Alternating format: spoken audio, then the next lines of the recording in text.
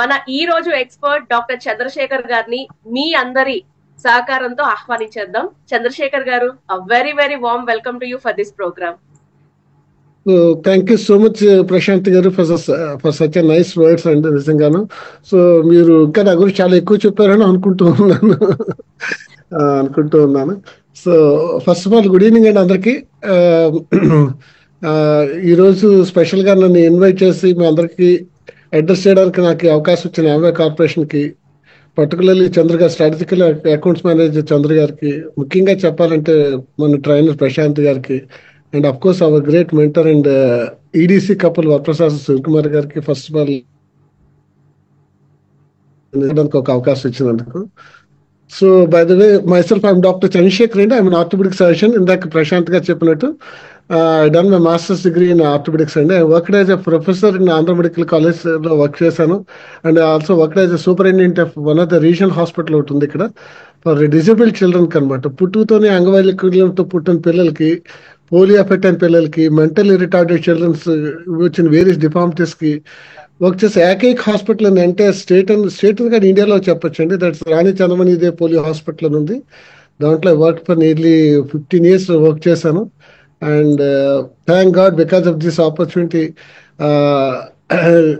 Business లో పాటు ఉంటూ ఎన్నో మంచి విషయాలు నేర్చుకుని ఎంతో సేవా తత్పరం అంటే సర్వీస్ ఓరియంటెడ్ గా ఉంటూ ఎంతో మనకి థౌజండ్స్ ఆఫ్ పీపుల్ కి సర్వీస్ చేశారండి డిఫార్మ్స్ కరెక్షన్ లో. So at one point of time I felt that no more ఇక్కడ జాబ్ అవసరం లేదనుకొని బీఆర్ఎస్ తీసుకొని ఇప్పుడు ఆల్మోస్ట్ ప్రొఫెషన్ తో పాటు బిజినెస్ కూడా ఈక్వల్ ఇంపార్టెన్స్ ఇస్తూ బిజినెస్ బిల్డ్ చేస్తూ ఉన్నానండి. So thank you so much అండి ఫర్ ఈరోజు మీ అందరితో నేను కొన్ని ముఖ్యమైన విషయాలు మాట్లాడనుకుంటూ ప్రశాంత్ గారు అడిగారు, రిక్వెస్ట్ చేశారు, డెఫినెట్ గా నేను షేర్ చేసుకుంటా అని చెప్పాను. సో ప్రాబబ్లీ అందరితో మేము మాట్లాడలేం కాబట్టి మీరు ఏదైనా క్వశ్చన్స్ డౌట్స్ ఉంటే చాట్ బాక్స్ లో డెఫినెట్ గా పెట్టచ్చు. దానికి ప్రశాంత్ గారు డెఫినెట్ గా మీకు చూసి నాకు డెఫినెట్ గా అడ్రస్ చేస్తారు. ఎందుకంటే మీరు అందరినీ ఓపెన్ చేయలేము కాబట్టి సో ప్రశాంత్ గారు చూసి నాకు క్వశ్చన్స్ అడుగుతారు. డిఫరెంట్ గా యాజ్ మచ్ యాజ్ పాసిబుల్ మీ డౌట్స్ క్లారిఫై చేయగలను అనుకుంటూ ఉన్నాను. బట్ నేను ఎక్స్టెన్సివ్ గా టెక్నికల్ టర్మ్స్ కానీ మెడికల్ నాలెడ్జ్ కానీ మీకు చెప్పను, మీకు అర్థమయ్యే భాషలో చెప్పడానికి నా ప్రయత్నం చేస్తాను. So with this let us start అండి. సో ఇందాక ప్రశాంత్ గారు చెప్తున్నారు చూసారా, టాప్ 10 డిసీజెస్ లో బోన్ అండ్ జాయింట్ ప్రాబ్లమ్స్ కూడా యాడ్ అయ్యాను. ఎస్, దట్స్ వెరీ ట్రూ అండి, వెరీ ట్రూ. మేము ఎంబీబీఎస్ చదువుకున్న రోజుల్లో గత 15-20 years బ్యాక్ తీసుకున్నట్టయితే ఆర్థోపెడిక్ ప్రాబ్లమ్స్ చాలా తక్కువ ఉండేవి. ఎదురుగా చెప్పాలంటే ఇన్ఫెక్షన్స్ ఎక్కువ ఉండేవి అనమాట. అంటే ఎక్కడ చూసినా డయేరియా రావడము, కలరా రావడం అని, సో దగ్గు, ఇలా ఇన్ఫెక్షన్స్ డిసీజెస్ చాలా ఎక్కువ ఉండేవి. తర్వాత స్లోగా క్యాన్సర్ రావడం ఎక్కువైంది, తర్వాత లివర్ ప్రాబ్లమ్స్ ఎక్కువే, తర్వాత కిడ్నీ ప్రాబ్లమ్స్ ఎక్కువే, స్లోగా హార్ట్ ప్రాబ్లమ్స్ ఎక్కువే, తర్వాత స్ట్రోక్, బ్రెయిన్కి సంబంధించిన డిసీజ్ రావడం ఎక్కువ అవుతూ ఉండి, ఇలా చూస్తే డిసీజెస్ స్లోగా ఒకదానితో యాడ్ అవుతూ వచ్చి దాంతో పాటు ఇప్పుడు bone and joint infections and disease కూడా ఈ టాప్ 10 డిసీజ్ లోకి వచ్చేసాయండి. ఇప్పుడు చెప్పాలంటే ఇది ఎందుకు ఇలా జరుగుతుంది అంటే కారణం ఏంటంటే, బోన్ అండ్ జాయింట్ అంటే ఒక డిసీజెస్ అనే కాదు, కీళ్ళకి సంబంధించి చాలా రకాల ప్రాబ్లమ్స్ మనకు వస్తాయి అనమాట. ఒకటి ఇన్ఫెక్షన్స్ కానీ డిసీజెస్ ఒక పార్ట్ అంటే, బోన్ అండ్ జాయింట్కి వచ్చే అనదర్ కామన్ ప్రాబ్లమ్ ఎవ్రీడే మనం చూస్తూ ఉంటాం, ఫ్రాక్చర్స్ అండ్ యాక్సిడెంట్స్ అనమాట. ఎందుకంటే ట్రాఫిక్ పెరిగిపోయింది, సివిక్ సెన్స్ తగ్గిపోయింది, రూల్స్ పాటించే వాళ్ళు తగ్గిపోయారు, ర్యాష్ డ్రైవింగ్ ఎక్కువైపోయింది, ట్రాఫిక్ ఎక్కువైపోయింది. సో వెరీ కామన్ గా ఫ్రాక్చర్స్ అవడం అన్నది చాలా కామన్ అయిపోయినాడు. స్కెలిటల్ సిస్టమ్ చూసినట్టయితే ఫ్రాక్చర్స్ అనేది వెరీ వెరీ కామన్ అనమాట. ఇంతకుముందు ఫ్యామిలీలో ఎక్కడో వినివారు ఎవరికో ఫ్రాక్చర్ అయిందని, ఇప్పుడు చాలా కామన్. ఒకే పేషెంట్ 3-4 సార్లు కూడా చూస్తూ ఉన్నాను. ఇవాళ మార్నింగ్ కూడా ఒక పేషెంట్ చూశాను. దట్ లేడీ లాస్ట్ ఇయర్ వచ్చింది, ఒక బోన్ పూర్వం ఒక ఫ్రాక్చర్ అగైన్ సేమ్ వాళ్ళ కొడుకు మ్యారేజ్ అవుతూ ఇంట్లో వచ్చిందిగా వాటర్ సెన్స్ స్లిప్ అయిపోయి రెండో ఫ్రాక్చర్ తీసుకొచ్చారు అనమాట. అది ఫ్రాక్చర్స్ అనేది చాలా చాలా చాలా చాలా కామన్ గా అయిపోయింది అది. సో అందుకని దీనికి సంబంధించిన bone and joint related information కొంత నాలెడ్జ్ మీకు డెఫినెట్ గా చాలా అవసరమని అనుకుంటూ ఉన్నాను. సో ప్రశాంత్ గారు చెప్పినప్పుడు టాప్ 10 డిసీజెస్ లో బోన్ అండ్ జాయింట్ డిసీజ్ కూడా ఒక యాక్చువల్ అండి. అండ్ ఇక్కడ ఇంకో one of the interesting point కూడా మీకు చెప్తానండి. మనకి చెప్పాలంటే ఒక 4 డిసీజెస్ ఉన్నాయి. They are called silent killers అంటారు. అంటే చెప్పకుండానే మనిషిని చంపేస్తాయి. అవేంటో తెలుసా అండి? ఒకటి బీపీ. మీకు తెలుసా బీపీ ఉందని చెప్పి జనాలకు తెలియదు, వాళ్ళకి తెలియదు, పక్కోడు చెప్తుంటాడు, ఒరే బాబు వీడు కోపం ఎక్కువైపోతుంది చూడండి ఒకసారి బీపీ చూపించండి అని చెప్తూ ఉంటారు. సో బీపీ ఒక స్టేజ్ దాటి వరకు కూడా మనకి బ్లడ్ ప్రెషర్ పెరిగిందని, హైపర్ టెన్షన్ తెలియదు. అలాగే షుగర్ కూడా ఒక స్టేజ్ దాటిన వరకు కూడా ఇనిషియల్ గా మన షుగర్ వచ్చిందని చెప్పి చాలా మంది చిన్న చిన్న కంప్లైంట్స్ వచ్చినా కూడా నీరసంగా ఉండడము, తొందరగా స్ట్రెయిన్ అయిపోవడము, ఆకలి ఎక్కువైతుండము, తిన్నా కూడా సాటిస్ఫాక్షన్ లేకపోవడము, మోర్ నెంబర్ ఆఫ్ టైమ్స్ యూరినేషన్కి వెళ్తుండము, నైటే మోర్ ఫ్రీక్వెంట్ గా వెళ్ళవడం, ఇలా చాలా సిమ్టమ్స్ వస్తాయి. వచ్చినా కూడా అంత ఎక్కువగా పట్టించుకో చాలా నెగ్లెక్ట్ చేస్తూ ఉంటారు. ప్రాబ్లం నేను సరిగా ఎక్కువ స్ట్రెయిన్ అవుతున్నానేమో, అందుకే నీరసంగా ఉన్నానేమో అలా చూస్తే షుగర్ కూడా చాలా తెలియకుండానే మనకు వచ్చేస్తూ ఉంటారు. ద థర్డ్ వన్ ఇది హార్ట్ అటాక్ అండి. మీరు చూసారు ఈ పోస్ట్ కోవిడ్ తర్వాత మీరు చూసారు సడన్ గా ఓవర్ నైట్ హార్ట్ అటాక్ వచ్చి మిస్ అయిపోతున్న వాళ్ళు మనం చాలా మంది మనం వింటున్నాం, చూస్తున్నాం. ఈ మూడే కాక నాలుగోది మోస్ట్ ఇంపార్టెంట్ సైలెంట్ కిల్లర్ ఏదో తెలుసా అండి? ఆస్టియోపోరోసిస్ అని ఉందండి కండిషన్. చాలా ఆశ్చర్యంగా అనిపించచ్చు, ఏంటి సార్ ఆస్టియోపోరోసిస్ అనేది సైలెంట్ కిల్లరా అంటే? ఈ కాలంలో కొంతమంది తెలిసి ఉండొచ్చు. ఆస్టియోపోరోసిస్ అంటే బోను గుళ్ళబారిపోవడము, అంటే బోను తాలూకా శక్తి పూర్తిగా తగ్గిపోయి దాని బలం తగ్గిపోవడం ఈజీగా ప్రాక్టీస్ అయిపోతూ ఉంటాయి అనమాట. కరెక్ట్గా చెప్పాలంటే మీ భాషలో చెప్పాలంటే బోన్లని శుద్ధముక్కలు అయిపోతాయి. శుద్ధముక్క చూడడానికి కనపడడం చూడండి, ఇలాంటి ఇరిగిపోతాయి లేదా అలా బ్రేక్ అయిపోతాయి. ఈ osteoporosis also included as one of the most important silent killer అండి. ఎందుకు చెప్తున్నానంటే దీనికోసం ప్రత్యేకించి మనం దానికోసం స్టడీ చేసి దాని ఉందో లేదో మనం ఐడెంటిఫై చేసుకుని దాని తగ్గ ట్రీట్మెంట్ చేసుకోకపోతే ఒకరోజు డెఫినెట్ గా మీరు ఒక ఫ్రాక్చర్తో ఒక డాక్టర్ దగ్గర ఆర్థోపెడిక్ సర్జన్ డాక్టర్ దగ్గరికి మీరు ల్యాండ్ అవుతారు. మీరు అడగచ్చు, సార్ ఇది ఫ్రాక్చర్ అయితే మాత్రం నేను చనిపోతానా? ఇప్పుడు మీరు చెప్పిన బీపీ అయితే, షుగర్ అయితే, ఈ పెరాలసిస్ అయితే చనిపోవడానికి ఎక్కువ అవకాశం ఉంది. ఈ ఆస్టియోపోరోసిస్ నిజంగా మనిషి చనిపోతారా? డెఫినెట్ గా ఎస్ అని చెప్పొచ్చండి. మీకు తెలియనిది ఏంటంటే ఒకవేళ బోన్ కంప్లీట్ గా గుల్లబారి సుమారుగా మీకు 60-70 సంవత్సరాల మధ్యలో ఫ్రాక్చర్స్ అయ్యి అనుకోండి, మీరు ఎప్పుడైతే fracture unit confine to bed మీద మీరు ఉండవలసి వస్తుంది, మూవ్ అవ్వలేరు. ఎప్పుడైతే మీరు బెడ్ మీద కన్ఫైన్ అయిపోతారో ఏజ్ లో స్లోగా ఒక్కొక్క సిస్టమ్ షట్ డౌన్ అయిపోద్దండి. ఊపిరితిత్తులు పనిచేయడం తగ్గిపోద్ది, హార్ట్ రేట్ తగ్గిపోద్ది, కిడ్నీలు పనిచేయడం స్లోగా అల్టిమేట్లీ కొన్ని కండిషన్స్ మేము చెప్తాము. ఇట్స్ బిగినింగ్ ఆఫ్ ఎండ్ అని చెప్తాం. It's beginning of end of the individual. Osteoporosis అంత సివియర్ అనమాట అండి. సో అందువల్ల ఆస్టియోపోరోసిస్ అంటే లైట్ గా తీసుకోవడానికి లేదు. ఇప్పుడు చెప్పాలంటే సైలెంట్ గా చంపే 4 కిల్లర్స్ లో ఇది ఒక మేజర్ ప్రాబ్లమ్ అండి, బోన్ అండ్ జాయింట్. అది ఎలా మనం గుర్తించచ్చు మనం మేబీ కొన్ని నిమిషాల తర్వాత మనం మాట్లాడుకుందాం. అది ఎలా గుర్తించవచ్చు, సిమ్టమ్స్ ఏముంటాయి, దాని నుండి మనం బయటపడాలంటే ఏం చేయాలో కూడా మనం తర్వాత డిస్కస్ చేద్దాం. సో ఐ థింక్ ప్రశాంత్ గారు మీరు అడిగినట్టు I think you got some clue అనుకుంటాను. టాప్ 10 డిసీజెస్ లోకి బోన్ అండ్ జాయింట్ ప్రాబ్లమ్స్ ఎక్కువ అవుతున్నాయంటే డెఫినెట్ గా ఆన్సర్ చేస్తాంటది. థ్యాంక్స్ అండి, థ్యాంక్ యూ ఫర్ దట్. ఇప్పుడు బోన్ రిలేటెడ్ చాలా మందికి కామన్ గా తెలిసింది ఈ ఆస్టియోపోరోసిస్.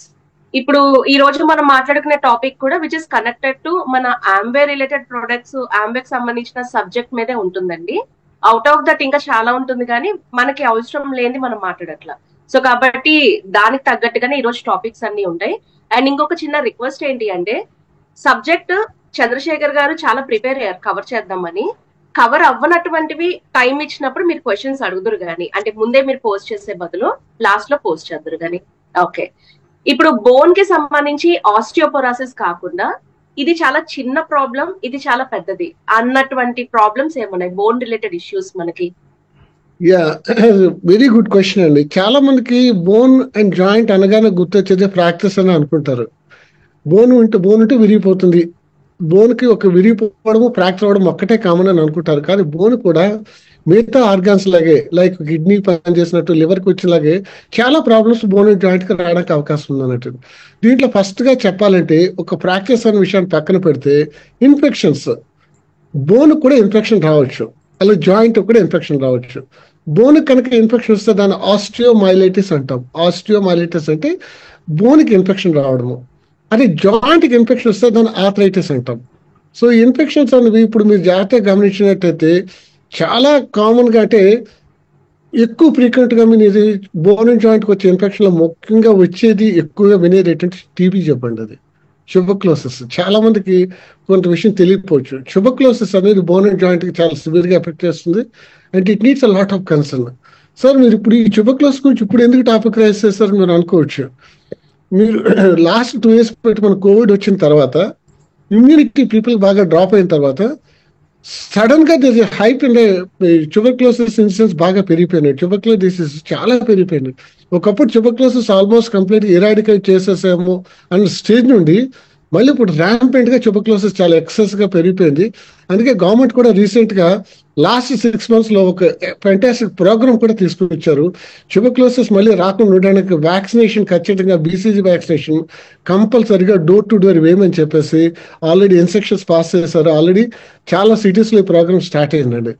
అంటే ట్యూబర్క్లోసిస్ రావడానికి చాలా bone and joint effect and tuberculosis చాలా చాలా కామన్ గా రావడానికి ఎక్కువ అవకాశాలు ఉన్నాయన్నమాట. పర్టికులర్లీ పోస్ట్ కోవిడ్ చాలా కేసెస్ మేము చూస్తూ ఉన్నాము. ఈ ట్యూబర్క్లోసిస్ అంటే స్పైన్ ఎఫెక్ట్ అవ్వచ్చు, నీ జాయింట్ దగ్గర బోన్స్ ఎఫెక్ట్ అవ్వచ్చు, తర్వాత ఫింగర్స్ దగ్గర రావచ్చు, చాలా బాడీలోని వేరే స్పాట్లో కూడా ఇన్ఫెక్షన్స్ పర్టికులర్ ట్యూబర్క్లోసిస్ రావచ్చు. అలాగే మిగతా కారణాల వల్ల కూడా మనకి ఇన్ఫెక్షన్స్ అనేవి బోన్కి రావచ్చు, అలాగే జాయింట్ కూడా రావచ్చు అనమాట. ఇంకా థర్డ్ వన్ చూసినట్టయితే ఆర్థరైటిస్. పర్టికులర్లీ ఇవాళ కొన్ని ముఖ్యమైన పాయింట్స్ మాట్లాడుకున్నాం. ఆర్థరైటిస్ అంటే ఇక్కడ చాలా మందికి ఒక కన్ఫ్యూషన్ ఏంటంటే, కన్ఫ్యూషన్ కాదు, భయం కూడా చాలా మందికి ఉంటుంది. ఒకసారి ఎవరైనా పేషెంట్ కి నీకు ఆర్థరైటిస్ వచ్చిందంటే అని ఒక మాట స్పెల్ చేస్తే చాలు వాళ్ళు వెలువెల్లాడిపోతూ ఉంటారు. అమ్మో నా జీవితం ఇంకంతే అయిపోయింది, ఇంకా నేను ఈ బాధతోనే నా జీవితం అంతా గడపాలేమో, ఇంకా నేను మామూలు మనిషి ఇంకా అవనేమో, నేను బెడ్ రిడన్ అయిపోతానేమో, చాలా చాలా అపోహలు ఉంటాయి అనమాట.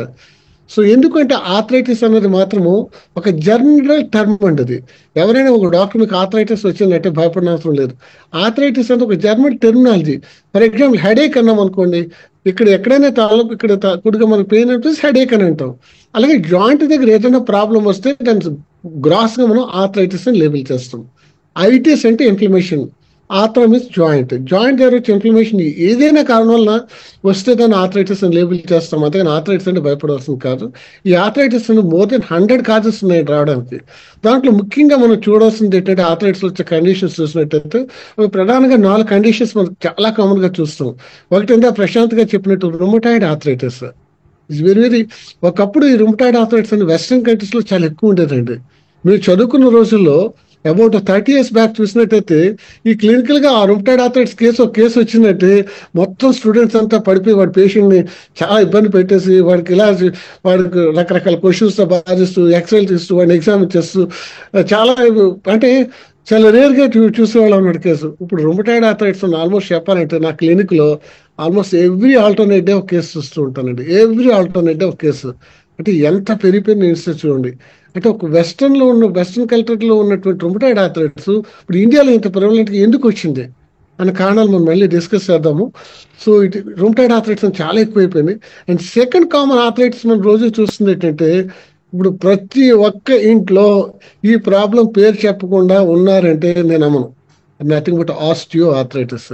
మీ ఇంట్లో ఎవరైనా పెద్దవాళ్ళు ఉండి 50 సంవత్సరాలు దాటిన వాళ్ళు ఎవరైనా ఉన్నారంటే వాళ్ళు ఒక్కసారి అడగండి. మీ అక్కర్లేదు, మీరు ఏ ఇంటికెళ్ళి డోర్ కొట్టి అమ్మ మీ ఇంట్లో ఎవరికైనా ముడుకులో పొందా అని అడగండి. మా అమ్మకున్నాండి, మా ఫాదర్కున్నాండి, మా తాతకున్నాండి, మా అమ్మమ్మకున్నాండి, ఒక పెద్ద లిస్ట్ అనేస్తూ ఉంటారు. That's nothing but osteo arthritis అండి. దీన్ని బోన్ అరగడం అంటమాట. ఆస్టియో ఆర్థరైటిస్ అనేది బేసిక్ గా డిసీజ్ ఉంది కాదు, it is a degenerative phenomena అని చెప్తాం. అంటే అరిగిపోవడం అని కారణం అని చెప్తాం. ఇది ఒక డిసీజ్ మాత్రం కాదు, ఒక డిసార్డర్ అని చెప్పొచ్చు. అసలు ఏంటి ఆస్టియో ఆర్థరైటిస్ అని చెప్పడానికి చిన్న యాక్చువల్గా ఒక మోడల్ చూద్దరు, కానీ ఇది మన నీ జాయింట్ మోడల్ అనమాట. ఇది ఎగ్జాక్ట్ గా మన ముడికిలాగా ఉంటుంది. ఇది ఈ ముడికి దగ్గర చూసారు కదా, ఇది టై బోన్, ఈ 2 లెగ్ బోన్స్ అనమాట. ఇది యాక్చువల్గా మీరు చూసినట్టయితే బోన్ చివరి భాగంలో మనకి ఒక లేయర్ ఉంది చూసారు. ఇది బ్లూ కలర్ లేయర్ ఉంది. బోన్ అంతా కూడా వైట్ కలర్ లో ఉంది, లైట్ ఎల్లో షేడ్ లో ఉంది. ఈ లేయర్ ఒక స్పాంజ్ లో ఉంటుంది. దీన్ని మనం కార్టిలేజ్ అని అంటాం అనమాట. అలాగే ఈ పైన టిబియా ఈ లెగ్ బోన్ మీద చూసినట్టు కూడా ఇక్కడ కూడా మనకి ఈ కార్టిలేజ్ ఉంది చూసారు కదా, మనకి 2 ఏరియాస్ లో చూసారు. సో కనిపిస్తున్నాయి కదండి. సో మామూలుగా జాయింట్ అలా ఉన్నప్పుడు, జాయింట్ మనం మూవ్ అవుతున్నప్పుడు ఈ 2 స్మూత్ సర్ఫేసెస్ మధ్య మూవ్మెంట్ చాలా స్మూత్ గా ఉంటే ఎటువంటి పెయిన్ కానీ డ్యామేజ్ కానీ ఉంటుంది అనమాట. ఓవర్ పీరియడ్ ఆఫ్ టైం మనం చేసిన అలవాట్లు పెట్టాను ఉంది, లేకపోతే మన శరీరం బరువు పెరగడం వల్ల ఉంది, వేరే కారణాల వల్ల ఈ లేయర్ నెమ్మదిగా గ్రాడ్యువల్గా అరిగిపోయి ఈ స్మూత్నెస్ అంటే కరెక్ట్గా చెప్పాలని నేను పేషెంట్ చెప్తూ ఉంటాను. ఇది మనం పుట్టినప్పుడు ఎలా ఉంటుంది, పుట్టి పెట్టిన గోడ ఎలా ఉంటుందో చూసారా, పుట్టి పెట్టిన గోడ ఎంత స్మూత్ గా ఉంటుందో అంత స్మూత్ గా ఉంటుంది. ప్రశాంత్ గారు క్వశ్చన్ అడుగుతున్నా.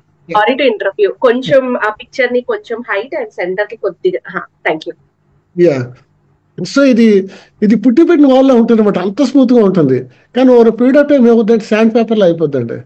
శాండ్ పేపర్ మాదిరిగా మారిపోతుంది. అందుకే మీరు చూసుంటారు, ముడుకులో ఉన్న పేషెంట్కి ఎవరికైనా మీరు వాళ్ళు ముడుకు మీద చేసి కాలు మూడవడో చేపడం చేయండి అని చెప్తాడు, కింద సౌండ్స్ వస్తుంటాయి.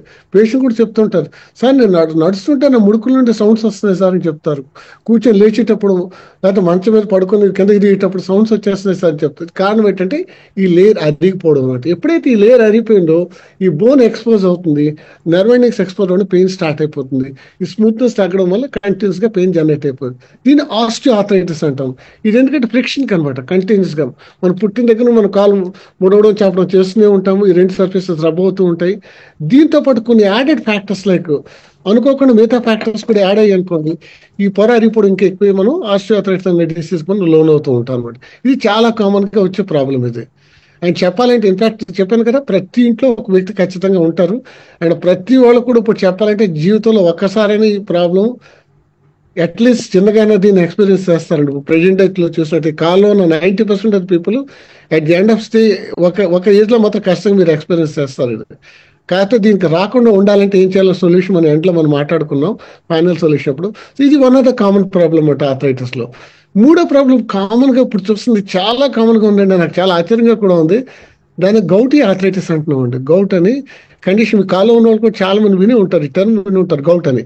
అంటే బాడీలో యూరిక్ యాసిడ్ కనుక కంటెంట్ కనుక పెరిగినప్పుడు ఈ యూరిక్ యాసిడ్ అనేది ఒక క్రిస్టల్స్ మాదిరిగా ఉంటుంది. ఇది జాయింట్ ఎవరైనా బోన్స్ మీద డిపాజిట్ అయిపోయి బోన్ అలా తినేస్తూ ఉంటారు అనమాట. చెరపట్టిన చెక్క ఎలా ఉంటుందో అలా కొరికేసినట్టు బోన్ నెమ్మదిగా కొరికేసి బోన్ డ్యామేజ్ చేసి బోన్ రఫ్ అయిపోవడం వల్ల ఆర్థరైటిస్ వచ్చి పేషెంట్ డిజబుల్ అయిపోతారు. సో ఈ ఆర్థరైటిస్ అంటే ఏంటంటే ఎప్పుడైనా ఒక జాయింట్ దగ్గర పెయిన్ ఉండి నొప్పి ఉండి స్వెల్లింగ్ వచ్చి వేడిగా ఉంటూ దాని రెడ్డిష్ గా కనుక సర్ఫేస్ కనుక మారితే ఆ 4 లక్షణాలు ఎప్పుడైనా ఉంటే దాన్ని ఆర్థరైటిస్ అని అంటాము. ఇది చాలా కారణాల్లో రావచ్చు. మనం అనుకుంటున్న రుమటాయిడ్ ఆర్థరైటిస్ రావచ్చు, ఆస్టియోఆర్థరైటిస్ లో రావచ్చు, ఈ గౌటీ ఆర్థరైటిస్ లో కూడా రావచ్చు అనమాట. ఈ గౌటీ ఆర్థరైటిస్ లో పర్టికులర్ గా యూరిక్ యాసిడ్ క్రిస్టల్స్ అనేవి ఎముక మీద డిపాజిట్, ఎముక గ్రాడ్యువల్ గా కొరికేస్తూ ఉంటాయి. సర్ఫేస్ ఎప్పుడైతే రఫ్ అవుతుందో అల్టిమేట్ గా ఈ యూరిక్ యాసిడ్ గౌటీ ఆర్థరైటిస్ వల్ల కూడా సెకండరీగా ఆస్టియోఆర్థరైటిస్ వచ్చేస్తుందండి. ఈ ఆస్టియోఆర్థరైటిస్ అంటే ప్రైమరీగా ఏ డిసీజ్ లేకుండా ఏజింగ్ ప్రాబ్లం వల్ల మనకున్న అలవాట్ల వల్ల మన శరీరం బరువు పెరగడం వల్ల వచ్చే ఆస్టియోఆర్థరైటిస్ తో పాటు రుమటాయిడ్ ఆర్థరైటిస్ లో జాయింట్ డ్యామేజ్ అయిన తర్వాత కూడా ఆస్టియోఆర్థరైటిస్, సెకండరీ ఆస్టియోఆర్థరైటిస్ అంటాం అనమాట. సో అల్టిమేట్ గా ఏ డిసీజ్ వచ్చినా కూడా ఎండ్ స్టేజ్కి వెళ్ళేటప్పుడు ఈ బోన్ పైన సర్ఫేసెస్ అండ్ డ్యామేజ్ అయిపోయి సెకండరీ ఆస్టియోఆర్థరైటిస్ కూడా మళ్ళీ వస్తుంది అనమాట అండి అది. అండ్ నాలుగోదిగా చెప్పాలంటే కామన్ గా చూసి ఇంకో ఆర్థరైటిస్ సోరియాటిక్ ఆర్థరైటిస్ అని అంటా ఉండదు. ఇవి చూస్తుంటారు, సోరియాసిస్ అని ఉంటారు చూసారా, చాలా మంది కొంతమంది స్కిన్ మీద ప్యాచెస్ వచ్చి పులుసుల కింద ఉంటుంది. అది యాక్చువల్గా ఫిష్ స్కిన్ లో ఉంటుంది అనమాట, పులుసుల కింద ఊరిపోతూ ఉంటుంది. వీళ్ళకు కూడా దీంతో పాటు జాయింట్ కూడా వీళ్ళకు కూడా ఆర్థరైటిస్ వచ్చి సోరియాటిక్ ఆర్థరైటిస్ అని వస్తుంది. పర్టికులర్లీ ఫింగర్ జాయింట్స్ ఎక్కువ కామన్ గా వస్తుంది. Hands and finger joints, small joints ఎక్కువగా ఎఫెక్ట్ అవుతుంటాయి అనమాట. సో ఇలా చెప్పాలంటే ఆఫ్ లైట్ వెరీ రీసెంట్ గా గత 3-4 నెలలు బట్టి ఇంకో ప్రత్యేకమైన ఆర్థరైటిస్ కూడా మేము చూస్తున్నాం క్లినిక్ లో. దాన్ని పోస్ట్ వైరల్ పాలిఆర్థరైటిస్ అని అంటున్నాం. మీరు కాల్లో కూడా కొంతమంది చాలా మంది ఆల్రెడీ ఎక్స్పీరియన్స్ చేసి ఉంటారు. సడన్ గా ఫీవర్ వస్తుంది, 1 or 2 days ఉంటుంది, ఫీవర్ తగ్గిపోద్ది. తగ్గిన తర్వాత నెమ్మదిగా జాయింట్ పెయిన్ స్టార్ట్ అవుతాయి. అక్కడ నుండి ఒక్కొక్క జాయింట్ ఎక్స్టెండ్ అయిపోయిన తర్వాత కొంతమందికి 2 weeks లో తగ్గిపోతాం, కొంతమంది 3 months అయినా కూడా ఇంకా తగ్గట్లేరండి. మీరు ఏ టెస్ట్లు చేయండి, అన్ని టెస్టులు నెగిటివ్ వచ్చేస్తే ఏ టెస్ట్లో కూడా ఎటువంటి తేడా ఉండదు. బట్ పేషెంట్ మాత్రం సిక్ అయిపోతుంటాడు, వీక్ అయిపోతాడు, మొబిలిటీ తగ్గిపోయి జాయింట్ పెయిన్స్ వచ్చేస్తున్నాయి. దీదాకా పోస్ట్ వైరల్ పాలిఆర్థరైటిస్ అండి. దానికి పర్టికులర్ గా ట్రీట్మెంట్ ఏం లేదు, ఓన్లీ స్టెరాయిడ్స్ పెట్టడము, రెస్ట్ అవడం తప్పించి యాంటీబయాటిక్స్ తాలూకు రోల్ ఏమి లేదనమాట అండి. ఇది వెరీ రీసెంట్ గా చూస్తూ ఉన్నాం. ఇలా చెప్పుకుంటూ వెళ్ళిపోతే ఆర్థరైటిస్ అనేది చాలా రకాల ఆర్థరైటిస్లు ఉంటాయి. ఇది మన బియాండ్ ఈ ఫారం కి సంబంధించిన టాపిక్ అయితే కాదు, లైట్ గా మీకు చెప్పడం కోసం చెప్పాను. కానీ సో రుమటాయిడ్ ఆర్థరైటిస్ గురించి కూడా జస్ట్ 2 పాయింట్స్ చెప్తాను. ఈ రుమటాయిడ్ ఆర్థరైటిస్ అంటే ఏంటంటే it's called auto immune disease అంటాం. ఇప్పుడు ఆటో ఇమ్యూన్ డిసీజ్ అంటే ఏంటంటే రోగ నిరోధక శక్తి మనకి ఎగ్నెస్ట్ గా పనిచేయడం అనమాట.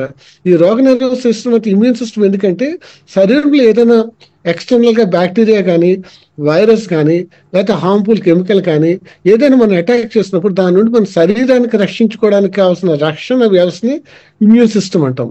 కానీ పొరపాటున ఇమ్యూన్ సిస్టమ్ మన ఎగనెస్ట్ మన బాడీలోని సెల్స్ మీదే పనిచేయడం మొదలు పెట్టింది అనుకోండి, శత్రువుని ఎదిరించే బదులు మన మీదే దాడి చేయడం మొదలు పెడితే దాన్ని ఆటోఇమ్యూన్ డిసీజ్ అంటాము. అలా ఆటోఇమ్యూన్ డిసీజ్ వచ్చే కారణమని రుమటాయిడ్ ఆర్థరైటిస్ ఆటోఇమ్యూన్ డిసీజ్ కింద మనం లేబుల్ చేస్తాం. ఈ ఆటోఇమ్యూన్ డిసీజ్ అనేది మాత్రము క్రానిక్ డిసీజ్ అండి. ఒక్కసారి డిసీజ్ వచ్చిందంటే దాని పర్మనెంట్ క్యూర్ అంటూ లేరు. డిసీజ్ మనం కొంతవరకు కంట్రోల్ చేయగలం, కానీ టోటల్గా దాన్ని ఎరాడికేట్ చేయడం అనేది జరిగే పని కాదు. అయితే ఏ విధంగా మనం కంట్రోల్ చేసుకోవచ్చు అన్నది కూడా మనం ఎండ్లో లాస్ట్లో ట్రీట్మెంట్ పాటప్పుడు మనం మాట్లాడుకుందాం. సో ఇవి జనరల్గా ఆర్థరైటిస్. ఇదే కాకుండా చాలా కండిషన్స్ వస్తాయండి. ఇంకా మనకు రిలేటెడ్గా మన సబ్జెక్ట్కి కావాల్సింది ఏంటంటే మెటబాలిక్ డిసార్డర్స్ అని అంటాం. మెటబాలిక్ డిసార్డర్స్ అంటే vitamin D and calcium deficiency and vitamin C డెఫిషియన్సీలో కూడా బోన్ అండ్ జాయింట్ ప్రాబ్లమ్స్ చాలా ఎక్కువ వచ్చేస్తాయి. ఇందా మనం అనుకున్న కదా ఆస్టియోపరోసిస్. అది ఆస్టియోపరోసిస్ రావడం ముఖ్యమైన కారణం ఏంటంటే vitamin D deficiency and calcium deficiency వల్ల బోన్లో సఫిషియంట్ కాల్షియం డిపాజిట్ అవ్వకపోవడం వల్ల, అలాగే ప్రోటీన్ డెఫిషియన్సీలో కూడా మీరు అనుకోవచ్చు. బోన్కి 2 కాంపోనెంట్స్ ఉంటాయి. బోన్ మ్యాట్రిక్స్ అని ఉంటుంది అండ్ బోన్ తలక క్రిస్టల్స్ ఉంటాయి. అంటే బోన్లో టిష్యూ మేజర్ పార్ట్ ఆఫ్ అంతా 50 to 70% అంతా కూడా ఈ కాల్షియం క్రిస్టల్స్ వల్ల కాల్షియం డిపాజిట్ అయిన దానివల్ల ఉండే టెక్స్చర్ వల్ల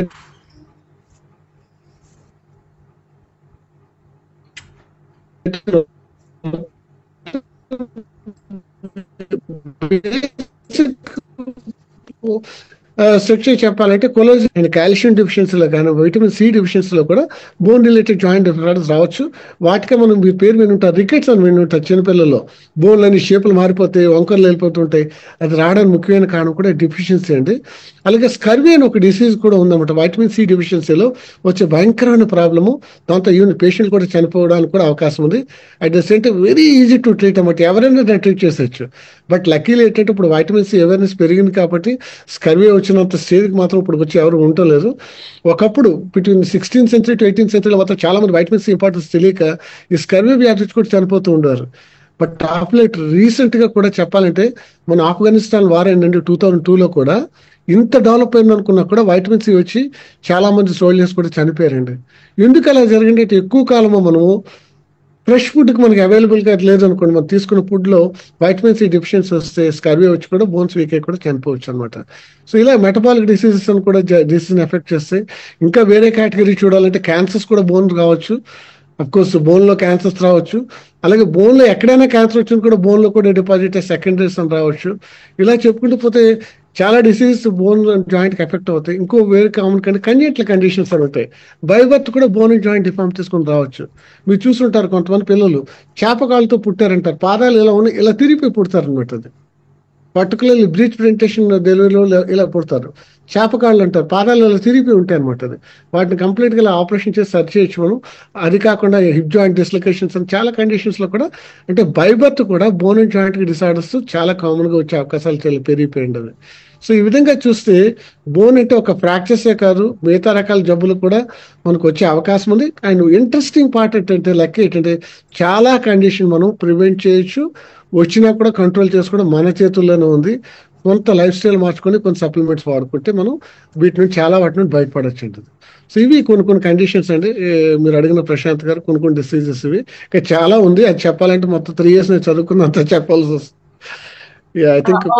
వద్దండి చాలు. యాక్చువల్ గా ఏంటి అని అడిగాను, మీరు చెప్తుంటే ఇన్నున్నాయా అనిపిస్తుంది. మీరు చెప్తుంటే నాకు ఏమనిపించిందంటే ఎంత తక్కువ తెలుసుకుంటే అంత మంచిది అనిపించింది. సీరియస్లీ ఆనెస్ట్లీ ఇక్కడ ఉన్న వాళ్ళు కూడా అదే ఫీల్ అవుతారేమో. అందులో మీ సబ్జెక్ట్ నాకు తెలుసు వచ్చి ఆ మాత్రం కొద్దిగా మీరు కొద్దిగా చెప్పినట్టు ఈ కొద్దిగాలో మేము ఎంతో అర్థం చేసుకున్నాం అనమాట.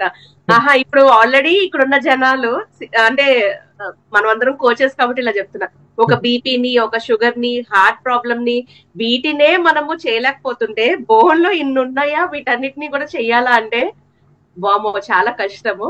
సో మనం అనుకున్నట్టుగా ఏంటంటే కొన్ని టాపిక్స్ గురించి జస్ట్ మీరు అన్నట్టుగా ప్రివెన్షన్ లేకపోతే రాకుండా జాగ్రత్తలు పడేటువంటివి మనం తెలుసుకుందాం. మెటబాలిక్ డిజార్డర్స్ తో స్టార్ట్ చేద్దాము. బికాజ్ మే నాట్ బి అందరికి ఆర్థరైటిస్ ఉండకపోవచ్చు, కానీ స్టార్టింగ్ అందరూ కంప్లైంట్స్ ఇచ్చేది ఏంటంటే వాళ్ళకి తెలియకుండా ఆస్టియోపోరాసిస్ అని తెలియకుండా నడుము నొప్పి, మోకాలు నొప్పి, నాకు ఇక్కడ చేయి నొప్పి వస్తుంది, ఇట్లాగా లేకపోతే అది బరువు ఉన్నాం అనుకుంటాం కదా. నీ పెయిన్స్ కానీ లేకపోతే ఎక్కడైనా మోకాలు నొప్పులు, యాంకిల్ నొప్పులు, మాకు ట్రైనింగ్ లో ఎక్కువగా యాంకిల్ అండ్ మడాల నొప్పులు అడుగుతారు. ఈ మెటబాలిక్ డిజార్డర్స్ ఇవి ఎందుకు వస్తాయి, రాకుండా మనం ఎలాంటి జాగ్రత్తలు తీసుకోవాలి అనేది ఒక 2 నిమిషాలు. ఒకటండి ఇప్పుడు చెప్పారు చూసారు, ఇందాక మనం అనుకున్నాం కదా, most of the condition metabolic disorders రావడానికి ముఖ్యమైన కారణం ఏంటంటే డిఫిషియన్సీస్ అనమాట. పర్టికులర్లీ మనం చూసినట్టయితే calcium deficiency, vitamin D deficiency, these are very very common అయిపోయినాయి. మీరు అనుకోవచ్చు, ఇంతకుముందు మా తాతలు నాన్నములు బాగానే ఉండేవారు సార్, 90 years వరకు కూడా శుభ్రంగా తిరిగేవారు, పొలంలో పని చేసుకునేవారు, ఇప్పుడు మనకెందుకు వస్తున్నారు. టు ద సర్ప్రైజింగ్ ఎక్స్టెంట్ మేము చూస్తున్నాం, 20 నుండి 30 సంవత్సరాల వయసు ఉన్న వాళ్ళు కూడా ఒకసారి మనకు వైటమిన్ డి లెవెల్స్ కనుక టెస్ట్ చేస్తే అబ్నార్మల్ లో లెవెల్స్ ఉంటూ ఉన్నాయి. ఎందుకు ఇలా జరుగుతుందంటే, ఈ వైటమిన్ డి మీకు తెలుసు, చర్మంలో సూర్యకిరణాలు కనుక పడితే దాని కింద చర్మం కింద తయారవుతుంది, వైటమిన్ డి తయారవుతుంది. ఇప్పుడు చెప్పాలంటే ఇప్పుడు మన హెక్టిక్ యాక్టివిటీస్ లో ఇప్పుడు మనం మోస్ట్ ఆఫ్ టైమ్స్ మనకు ఇప్పుడు పోస్ట్ కోవిడ్ చెప్పాలంటే అంత వర్క్ ఫ్రమ్ హోమ్ వచ్చిన దగ్గర నుండి ఇంట్లోంచి బయటకు వెళ్ళడమే మానేశారు, సన్లైట్ కి ఎక్స్పోజ్ అవడమే మానేశారు. సెడెంటరీ లైఫ్ అక్కడే కూర్చోవడం, సిస్టమ్ ముందు కంప్యూటర్ ముందు వర్క్ చేసుకోవడము, ఆర్టిఫిషియల్ లైట్ కి మనం ఎక్స్పోజ్ అవుతున్నాం తప్పించి న్యాచురల్ సన్లైట్ కి ఎక్స్పోజ్ అవటం లేదు ఒకటి. రెండోది, డైట్ మీద కొంత అవగాహన ఉన్నా కూడా యాక్చువల్గా ఎంత క్వాంటిటీ తీసుకోవాలి, ఎంత తీసుకోవాలి, ఎప్పుడు తీసుకోవాలి, ఇటువంటి విషయాల మీద కూడా టోటల్ అవగాహన లేకపోవడం కూడా వల్ల కూడా కాల్షియం సప్లిమెంటేషన్ సరిగ్గా తీసుకోకపోవడం వల్ల కూడా బోన్ తాలూకా వీక్ అవడము, బోన్ తాలూకా ఇప్పుడు మనం అనుకుంటున్న మెటబాలిక్ డిసీజెస్ చాలా కామన్గా వస్తున్నాయండి. అండ్ మూడో కారణం ఎందుకు వస్తుందంటే సెడెంటరీ లైఫ్ స్టైల్ అండి. ఒకప్పుడు ఉదయం లేస్తే చక్కగా పరిగెట్టేవారు, ఆఫీస్కి వెళ్ళేవారు, చేసుకుని పని అంతా చేసుకొచ్చేవారు, ఏ పని చేసినా కూడా నడిచి వెళ్ళడం అంతా ఒక అలవాటుగా ఉండేది, లేదంటే సైకిల్ తొక్కుంటూ వెళ్ళేవారు. ఇప్పుడు మనం మోడర్నైజేషన్ వచ్చిన దగ్గర నుండి ఇంట్లోంచి ఇలా కాలు బయటకు పెడితే మనం వెహికల్ యూజ్ చేస్తూ ఉన్నాం. కారు అయితే కారు, 2 వీలర్ అయితే 2 వీలర్, అసలు ఇంటికి వెళ్లకుండానే చాలా రోజులు గడిచిపోతూ ఉన్నాయి. ఎందుకు? ఇప్పుడు స్విగ్గీ వచ్చింది, ఇలా జొమాటో వచ్చింది, ఇలా ఫోన్ కాల్ కొడితే ఇంటికి వచ్చేస్తుంది.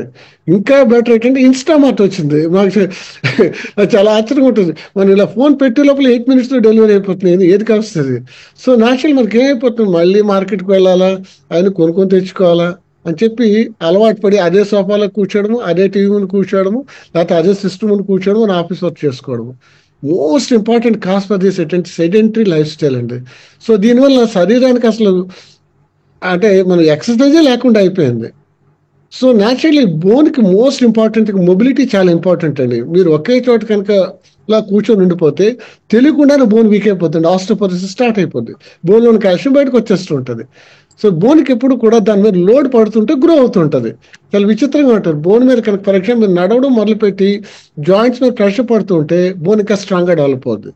అదే సెడెంటరీగా మంచం మీద ఉండిపోయి మనం ఎక్కువ కదలటం బోన్ నెమ్మదిగా బోన్లో కాల్షియం బయటకు వెళ్ళిపోతుంది.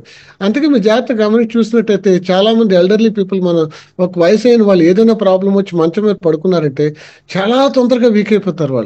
వాళ్ళ బోన్స్ చాలా తొందరగా వీక్ అయి బ్రిటిల్గా అయిపోతాయి. ఫ్రాక్చర్స్ చిన్న ఇలా పట్టుకుంటే కూడా ఫ్రాక్చర్స్ అయిపోతూ ఉంటాయి. ఇందాక అనుకున్నాక చిన్న కాలు దారినా కూడా చీల పెడితే విరిగిపోతూ ఉంటాయి. అందువల్ల ఈ మెటబాలిక్ డిసార్డర్లు పర్టికులర్లీ ఇవి రాకుండా మనం చూసుకోవాలంటే మనం ముఖ్యంగా గమనించాల్సింది ఏంటంటే డెఫినెట్గా ఫస్ట్ మనం సెడెంటరీ లైఫ్ స్టైల్ నుండి మన జాబ్లో మనం కూర్చోవలసి వచ్చినా కూడా పర్టికులర్ టైం కేటాయించుకొని మనం అంటూ రోజుకి అట్లీస్ట్ 30 minutes మినిమం ఎక్సర్సైజ్ అయినా చేయాలి, అట్లీస్ట్ బ్రిస్క్ వాకింగ్ అయినా చేయాలి, లేకపోతే సమ్ యాక్టివిటీ మస్ట్ బి ఖచ్చితంగా చేయాలి. అండ్ స్టెప్స్ కూడా మనం కౌంట్ చేసుకుని 8,000 to 10,000 స్టెప్స్ మనం డైలీ మనం నడుస్తున్నాం లేదో కూడా ఖచ్చితంగా చెక్ చేసుకోవాలి. అండ్ ఖచ్చితంగా మీరు బయటకు వెళ్ళినప్పుడు కూడా సన్లైట్ ఎక్స్పోజ్ అవడానికి ట్రై చేయాలి. లేదనుకుంటే సప్లిమెంట్ రూపంలోనే డి విటమిన్ తీసుకోవాలి. పర్టికులర్లీ నేను ఇక్కడ ఒక విషయం పర్టికులర్ చెప్తానంటే విమెన్ అండి, పర్టికులర్లీ విమెన్కి కాల్షియం అనేది ప్రతి వాళ్ళకి అవసరం అంటే every stage of their life అండి. నేను అడిగితే చాలా మంది సార్ నేను బాగానే తింటానండి, నేను పాలు తాగారంటే తాగనంటారు, గుడ్డు తిన్నారంటే గుడ్డు తిన్నారంటారు, వెజిటబుల్స్ తింటున్నామంటే తింటామంటే అప్పుడప్పుడు అంటారు. మరి కాల్షియం ఎక్కడి నుండి వస్తుందండి? అండ్ పర్టికులర్లీ విమెన్కి అట్ ఎవ్రీ స్టేజ్ అంటే పీరియడ్ స్టార్ట్ అయ్యేటప్పుడు కానీ, డెలివరీ టైంలో కానీ, తర్వాత ఫీడింగ్ ఇచ్చేటప్పుడు కానీ, మెనోపాస్ అప్పుడు కానీ, at every stage of their life they need more amount of the calcium than the daily requirement. Daily requirement సుమారుగా 700 to 1000 milligrams మనకి డైలీ రిక్వైర్మెంట్ ఉంటే మీరు జాగ్రత్త క్యాల్కులేట్ చేయండి, 200-300 milligrams కూడా మన డైట్ ద్వారా రావట్లేదు. వాళ్ళతో గ్రాడ్యువల్గా మనం సప్లిమెంటేషన్ కనుక తీసుకోకపోతే గ్రాడ్యువల్గా మనకి కాల్షియం తగ్గిపోతూ ఉంటుంది. ఇక్కడ చాలా మంది క్వశ్చన్ అడుగుతారు, సార్ నేను రోజు కాల్షియం తీసుకోవాలా సార్, నేను రోజు వేసుకోవాలా, టాబ్లెట్ రోజు వేసుకోవాలా అని అడుగుతారు. రోజు అన్నం తింటున్నారా తింటలేదా? ఇట్స్ సప్లిమెంట్, ఇట్స్ ఎవ్రీడే మనకి నీడ్ ఉంది కాల్షియం అనేది మస్ట్. ఇంకో చాలా మంది అపో ఏంటంటే కాల్షియం రోజు తింటే నా కిడ్నీలో స్టోన్స్ ఫామ్ అయిపోతాయి సార్. మీకు కిడ్నీలో స్టోన్ ఫామ్ అయ్యే టెండెన్సీ కనుక మీకు ఉండి ఆ కంప్లైంట్ ఎవరైనా వచ్చి ఎవరైనా డాక్టర్ మీకు చెప్పి అవాయిడ్ చేయమంటారు తప్పించి మీకు మీరుగా కాల్షియం టాబ్లెట్స్ వేసుకోవడం మానడం మొత్తం దయచేసి చేయకండి. Particularly women after the age of 40 years, men after 50 years ఖచ్చితంగా ఎవ్రీడే కాల్షియం తీసుకోవాలి. నేను నా పేషెంట్స్కి ఎప్పుడు చెప్తాను, ఒకటే క్వశ్చన్ అడుగుతాను. నేను చాలా మంది అడుగుతారు, సార్ మీరు 25 years 30 years బ్యాక్ చూసామండి మిమ్మల్ని, అలాగే మీరు ఇప్పుడు కూడా అలాగే ఉన్నారు, ఏంటి సార్ ఇప్పుడు నా ఏజ్ చెప్తే చాలా మంది నమ్మరు. ఎలా ఉంటున్నారని చెప్తాను. నేను లాస్ట్ 15-20 years బట్టి నేను కంటిన్యూస్గా కాల్షియం వేసుకోకుండా పడుకున్న రోజే లేదు. నాకేం స్టోన్స్ వచ్చాయని అడుగుతాను. నేను ఎప్పుడు సఫర్ అవ్వలేదు. సో అందువల్ల హ్యాపీగా మీకు ఒక డాక్టర్ చెప్తే తప్పించి, లేకపోతే కిడ్నీ స్టోన్స్ ఉన్నాయని డయాగ్నోస్ అయితే తప్పించి, లేకపోతే మీకు కిడ్నీ రిలేటెడ్ ఏదైనా ప్రాబ్లం ఉండి ఫిజిషియన్ మీకు అడ్వైస్ చేస్తే తప్పించి రెగ్యులర్గా కాల్షియం తీసుకోవడంలో విమెన్ అనేది పార్ట్ ఆఫ్ ది లైఫ్ కింద చేసుకోకపోతే, చిన్నగా పడిపోతే మీ ప్రాక్టీస్ అవుతాయి, అక్కడ నుండి will be landing so many problems అంటది. ఇవన్నీ ఈజీగా ట్రీటబుల్ కేసెస్ మన చేతిలో ఉన్నాయి. దీనికోసం పెద్ద ఎక్స్పర్ట్స్ కూడా అక్కర్లేదు. రోజు ప్రోటీన్ పౌడర్ కూడా చాలా ఇంపార్టెంట్. బోన్ తాలూకా స్ట్రెంత్ ఉండాలి, దాని తాలూకా మన బేసిక్ స్ట్రక్చర్ స్ట్రాంగ్ ఉండాలంటే ప్రోటీన్ కూడా చాలా అవసరం. ప్రోటీన్ తీసుకుండాలి, కాల్షియం తీసుకుంటూ ఉండాలి, వైటమిన్ డి సప్లిమెంటేషన్ ఖచ్చితంగా మనం తీసుకోవాలి, డైలీ రిక్వైర్మెంట్ డోస్ మెయింటైన్ అట్లా ఉండాలి, ఒక మొబిలిటీ మనం చూసుకుంటూ ఉండాలి, బేసిక్ చిన్న చిన్న ఎక్సర్సైజ్ చేస్తూ ఉండాలి, అండ్ సన్లైట్కి వీలైనంతకు ఎక్స్పోజ్ అవుతూ ఉండాలి. ఇలా చిన్న చిన్న మనం మాడిఫై చేసుకుంటే టోటల్గా ఇవన్నీ కూడా మనం కంట్రోల్ చేసుకోవచ్చు. రాకుండానే ప్రివెంట్ చేయొచ్చు, వచ్చినా కూడా మనం పెద్దగా ప్రాబ్లం లేకుండా మనం బయటపడిపోవచ్చు అండి మెటబాలిక్ డిసార్డర్స్ అనేవి. థ్యాంక్స్ అండి. మీ ఆన్సర్ నుంచి ఒక 2 క్లారిటీ, ఒక మిత్స్ అని అనుకోవచ్చు. ఏంటంటే వ్యాయామం చేస్తే ఎముకలు అరగవు, చాలా మంది అపోహ, అదొకటి తీసేశారు ఆ మిత్ ని. సెకండ్ మిత్ ఏంటంటే కాల్షియం వాడితే స్టోన్స్ వస్తాయి, వెరీ కామన్ క్వశ్చన్. ఆ మిత్ కూడా మీరు తీసేశారనమాట. సో బేసిక్ సర్వైవల్ కి calcium and protein or the most important అని చెప్పడం జరిగింది. Thank you. అండ్ ఈ బేసిక్ మెటబాలిక్ డిజార్డర్స్ కి ఈ కాల్షియం ప్రోటీన్ ఓకే. మరి ఆర్థరైటిస్ లో చాలా మంది అంటే ఆస్టియో ఆర్థరైటిస్ ఎక్కువ మాట్లాడతారు, కానీ యాక్చువల్ గా వరల్డ్ రుమ్మటైడ్ ఆర్థరైటిస్ డే అంటే నాకు చాలా షాక్ అనిపించింది. ఆర్థరైటిస్ డే ఉందంటే ఓకే, రుమ్మటైడ్ ఆర్థరైటిస్ కి ఒక డే సెలబ్రేట్ చేసుకుంటామంటే అది అలారం మోగించేంత, పీపుల్ కి అవేర్నెస్ తీసుకొచ్చేంత పెద్ద ప్రాబ్లం అని. సో మరి రుమ్మటైడ్ ఆర్థరైటిస్, కీళ్ళవాతం అంటాం కదా, అంటే ఏంటి, ఎందుకు వస్తుంది, ఎలాంటి జాగ్రత్తలు తీసుకోవాలి? ఇందాక మనం అనుకున్నట్టు సార్, రుమటాయిడ్ ఆర్థరైటిస్ అంటే ఒక ఆటో ఇమ్యూన్ డిసీజ్ అండి. అంటే మన శరీరంలో ఉన్న టిష్యూస్కి ఎగ్నెస్ట్ గానే యాంటీబాడీస్, ఇమ్యూన్ సిస్టమ్ యాంటీబాడీస్ తయారు చేసి వాటిని ఆ సెల్స్ని అటాక్ చేయడం వల్ల నార్మల్ సెల్స్ డ్యామేజ్ అయిపోయి దాని ద్వారా సైటోకైనిన్స్ అనే ఎంజైమ్స్ లిబరేట్ అవడం వల్ల లిబరేట్ అనే ఎంజైమ్స్ నార్మల్ టిష్యూని డ్యామేజ్ చేసేస్తూ ఉంటాయి. ఫర్ ఎగ్జాంపుల్ చూపిస్తాను, రుమటాయిడ్ ఆర్థరైటిస్ అంటే మీకు అండ్ ఆస్టియో ఆర్థరైటిస్ రెండింటికి డిఫరెన్స్ ఏంటో చూపిస్తాను. ఫర్ ఎగ్జాంపుల్ ఈ జాయింట్ మనం చూసాం కదా, నీ జాయింట్ అని అనుకున్నాం కదా, నీ జాయింట్ అది. ఈ నీ జాయింట్ చుట్టూ ఒక బ్యాగ్ లాగా ఉంటారు, ఒక లేయర్ ఉంటుంది అనమాట, కంప్లీట్గా కవర్ చేసి ఒక పొర ఉంటుంది. ఇది ఆ పొరలో ఇది కదులుతూ ఉంటాయి అనమాట. ఈ పొరనే సైనోవియల్ మెంబ్రేన్ అని అంటాం, సైనోవియల్ మెంబ్రేన్ అని అంటాము. దీని లోపల ఫ్లూయిడ్ ఉంటే ఫ్లూయిడ్ కదులుతూ ఉంటుంది. ఈ రుమటాయిడ్ ఆర్థరైటిస్ లో ఏమవుతుందంటే ఈ ఆటో ఇమ్యూన్ సిస్టమ్ ద్వారా ఇమ్యూనిటీ యాక్టివేట్ అయిపోయి ఈ సైనోవియల్ మెంబ్రెయిన్ ద్వారా ఉన్న సెల్స్ కి ఎగ్నెస్ట్ గా యాంటీబాడీస్ తయారైపోయి ఈ సైనోవియల్ మెంబ్రెయిన్ మీద ఇవి అటాక్ చేయడం జరుగుద్ది. ఎప్పుడైతే సైనోవియల్ మెంబ్రెయిన్ సెల్స్ మీద అటాక్ జరుగుద్దో ఈ సైటోకైనిన్స్ అనే ఎంజైమ్స్ లిబరేట్ అయ్యి ఈ జాయింట్లకు వెళ్ళిపోతాయి. ఫస్ట్ పొర వాచిపోద్ది, జాయింట్లో పెయిన్ వచ్చేస్తుంది, న్యూ జాయింట్ స్వెల్లింగ్ వచ్చేస్తుంది. ఎప్పుడైతే స్వెల్లింగ్ వచ్చి ఫ్లూయిడ్ వస్తుంది, ఎప్పుడైతే ఫ్లూయిడ్ వచ్చిందో ఈ కర్లకి తగ్గిపోద్ది, అంటే జాయింట్ మూవ్ చేయలేము, పెయిన్ వచ్చేస్తుంది. ఈ సీక్వెన్స్ ఫస్ట్ నొప్పి రావడము, తర్వాత వాపు రావడము, తర్వాత మొబిలిటీ తగ్గిపోవడము, సివియర్ పెయిన్ ఉండడము, దాంతోపాటు చర్మం కూడా వేడిగా అయిపోతుంది, ఇన్ఫ్లమేషన్ ఉంటుంది కాబట్టి వేడిగా అయిపోతుంది. ఇవి ఈ రుమటాయిడ్ ఆర్థరైటిస్ తాలూకా లక్షణాలు. కాకపోతే ఈ లక్షణాలన్నీ ఒక్కసారి ఉండి ఒక జాయింట్ దగ్గర ఉంటే వెంటనే రుమటాయిడ్ ఆర్థరైటిస్ అని ఎప్పుడూ చెప్పము. ఇది చాలా క్లియర్గా చెప్తున్నానండి, ఎందుకంటే చాలా మంది ఈ ఆస్టియో ఆర్థరైటిస్ ని కూడా రుమటాయిడ్ ఆర్థరైటిస్ అని కన్ఫ్యూజ్ అయిపోయి చాలా భయపడిపోయి టెన్షన్ ఫీల్ అయిపోతూ ఉంటారు. కాదు, ఈ రుమటాయిడ్ ఆర్థరైటిస్ అనేది ఏంటంటే శరీరంలో చాలా కీళ్ళు ఎఫెక్ట్ అయితే వాటికి క్రైటీరియా ఉంది. ఒక్క నీ జాయింట్ దగ్గర వాపు వచ్చేస్తే రుమటాయిడ్ ఆర్థరైటిస్ ఇప్పుడు లేబుల్ చేయము. శరీరంలో 2 లేక 3 జాయింట్స్ వితిన్ 6 months లో ఎఫెక్ట్ అయ్యి ఎఫెక్ట్ సిమెట్రికల్ జాయింట్స్ అంటాం అనమాట. ఫర్ ఎగ్జాంపుల్ నా ఈ ఫింగర్ ఉంది, రైట్ హ్యాండ్ ఫింగర్ ఈ జాయింట్ స్వెల్లింగ్ వచ్చి పెయిన్ వచ్చేస్తుంది. ఒక 6 వారాల లోపల లెఫ్ట్ హ్యాండ్ లో కూడా ఇదే జాయింట్ పెయిన్ వచ్చింది అనుకోండి, పెయిన్ స్వెల్లింగ్ వచ్చింది అనుకోండి. సిమెట్రికల్ జాయింట్ ఇన్వాల్వ్మెంట్ లేదు. ఫస్ట్ ఒక నీ జాయింట్ వచ్చింది, విత్ ఇన్ 6 months లో ఇంకో నీ జాయింట్ వచ్చి 6 weeks లో ఇంకో జాయింట్ వచ్చింది అనుకోండి, అలా మోర్ దెన్ 2 జాయింట్స్ ఎఫెక్ట్ అవడము, చర్మం మీద కొన్ని ప్యాచెస్ రావడము, ప్యాచెస్ చిన్న రెడ్డిష్ మచ్చలట్టు కూడా వస్తాయి అనమాట అండి. కొన్ని ఐ కండిషన్స్ ఉంటాయి, అవి కూడా ఎఫెక్ట్ అవుతుంది. రుమటాయిడ్ ఆర్థరైటిస్ విజన్ తగ్గిపోవడము, ఇలా చాలా కారణాలు ఉంటాయి. అలాగే టెస్ట్ చేసినప్పుడు మనం రుమటాయిడ్ ఆర్థరైటిస్ లో రుమటాయిడ్ ఫ్యాక్టర్ అని చాలా మంది ఇప్పుడు మనం చూస్తూ ఉంటాం. వెయిట్ లాస్ జర్నీలో కూడా మనం అందరికీ చెప్తున్నాం రుమటాయిడ్ ఫ్యాక్టర్ అని. ఈ రుమటాయిడ్ ఫ్యాక్టర్ కూడా టెస్ట్ చేస్తాం. రుమటాయిడ్ ఫ్యాక్టర్ పాజిటివ్ ఉంటే కనుక రుమటాయిడ్ ఆర్థరైటిస్ అని కూడా మీరు అనుకోవద్దు. ఎందుకంటే 180 మందికి రుమటాయిడ్ ఆర్థరైటిస్ లో రుమటాయిడ్ ఫ్యాక్టర్ పాజిటివ్ వస్తుంది. 20% పేషెంట్ రుమటాయిడ్ ఆర్థరైటిస్ ఉన్నా కూడా పాజిటివ్ రాదు. అలాగే 20% నార్మల్ పేషెంట్స్ కూడా మనకు రుమటాయిడ్ ఆర్థరైటిస్ లేకపోయినా కూడా రుమటాయిడ్ ఆర్థరైటిస్ అనే ఫ్యాక్టర్ పాజిటివ్ రావచ్చు. అందువల్ల మీరు ఇదంతా ఎందుకు చెప్తున్నాం అంటే, ఏదైనా డౌట్ ఉంటే మీ సొంత నాలెడ్జ్తో మాత్రం వైద్యం చేసుకోవద్దు. దయచేసి ఇమీడియట్ గా స్పెషలిస్ట్ ని కన్సల్ట్ చేయండి. ఇది కోఆర్డినేటెడ్ గా చాలా ఫ్యాక్టర్స్ ఆలోచించి దాన్ని బట్టి రుమటాయిడ్ ఆర్థరైటిస్ అని లేబుల్ చేస్తాము. ఎందుకంటే ఒక్కసారి పొరపాటున రుమటాయిడ్ ఆర్థరైటిస్ ఉందని మీకు డయాగ్నోస్ చేశారు, జరిగిందంటే లైఫ్ లాంగ్ ట్రీట్మెంట్ తీసుకోవాల్సిందే. అది పర్మనెంట్ ట్రీట్మెంట్ లేదు. సిమ్టమ్స్ తగ్గించగలము, నార్మల్ గా మొబిలిటీ క్రియేట్ చేయగలము, టోటల్ గా బాడీను రుమటాయిడ్ ఆర్థరైటిస్ ఎరాడికేట్ చేసే ప్రొసీజరే లేదు. సో అందుకని ఒక్కసారి రుమటాయిడ్ ఆర్థరైటిస్ అని మీరు భయపడి మీకు ఉందని అనుకోవడం కనుక, మీకు డౌట్ వస్తే కనుక కరెక్ట్ ఆర్థోపెడిక్ సర్జన్ రుమటాలజిస్ట్ కలవండి. నిజంగా అది అవునో కదా కన్ఫర్మ్ చేసుకోండి. చేసుకున్న తర్వాత మీ సొంత వైద్యాలు చేసుకోవద్దు. దానికోసం ట్రీట్మెంట్ వేరే ప్యాటర్న్ ఉంటుంది. ఒక 4 varieties లో దాన్ని ట్రీట్ చేస్తాము. పెయిన్ తగ్గడం కోసం ఇన్ఫ్లమేటరీ డ్రగ్స్, పెయిన్ కిల్లర్స్ పెడతాము. ఈ ఇన్ఫ్లమేటరీ ప్రాసెస్ కనుక ఎక్కువగా ఉంటే కనుక ఫర్దర్ డ్యామేజ్ ప్రివెంట్ చేయడం కోసము, ఇమ్యూన్ సిస్టమ్ సప్రెస్ చేయడం కోసము స్టెరాయిడ్స్ అని ఉంటే, కార్టికోస్టెరాయిడ్స్ అని ఉంటే స్టెరాయిడ్స్ అండ్ డ్రగ్స్ పెడతాము. అలా third one disease morphing drugs అని కూడా ఉంటాయండి. దాంట్లో క్లోరోక్విన్ అని ఉంటుంది. డిసీజ్ ని ప్రోగ్రెస్ అవ్వకుండా అక్కడ ఆపడానికి స్పెషల్ గా వేరే గ్రూప్ ఆఫ్ డ్రగ్స్ అవి పెడతాము. దీంతో పాటు supportive treatment like physiotherapy, occupation therapy and other treatments కూడా పెడతారు. సో కంబైన్డ్ అప్రోచ్ దీన్ని ట్రీట్ చేస్తాం అనమాట. సో ఈ రుమటాయిడ్ ఆర్థరైటిస్ అనేది చాలా కాంప్లికేటెడ్ ప్రాసెస్. సో మీకు డౌట్ వస్తే మాత్రం డెఫినెట్ గా కన్సల్ట్ చేయండి, కానీ మీ అంతా మీరు డయాగ్నోస్ చేసుకోవడము, దాన్ని ట్రీట్మెంట్ చేసుకోవడం మాత్రం దయచేసి మాత్రం వెళ్ళకండి అది. సో ఇది రుమటాయిడ్ ఆర్థరైటిస్ అండి.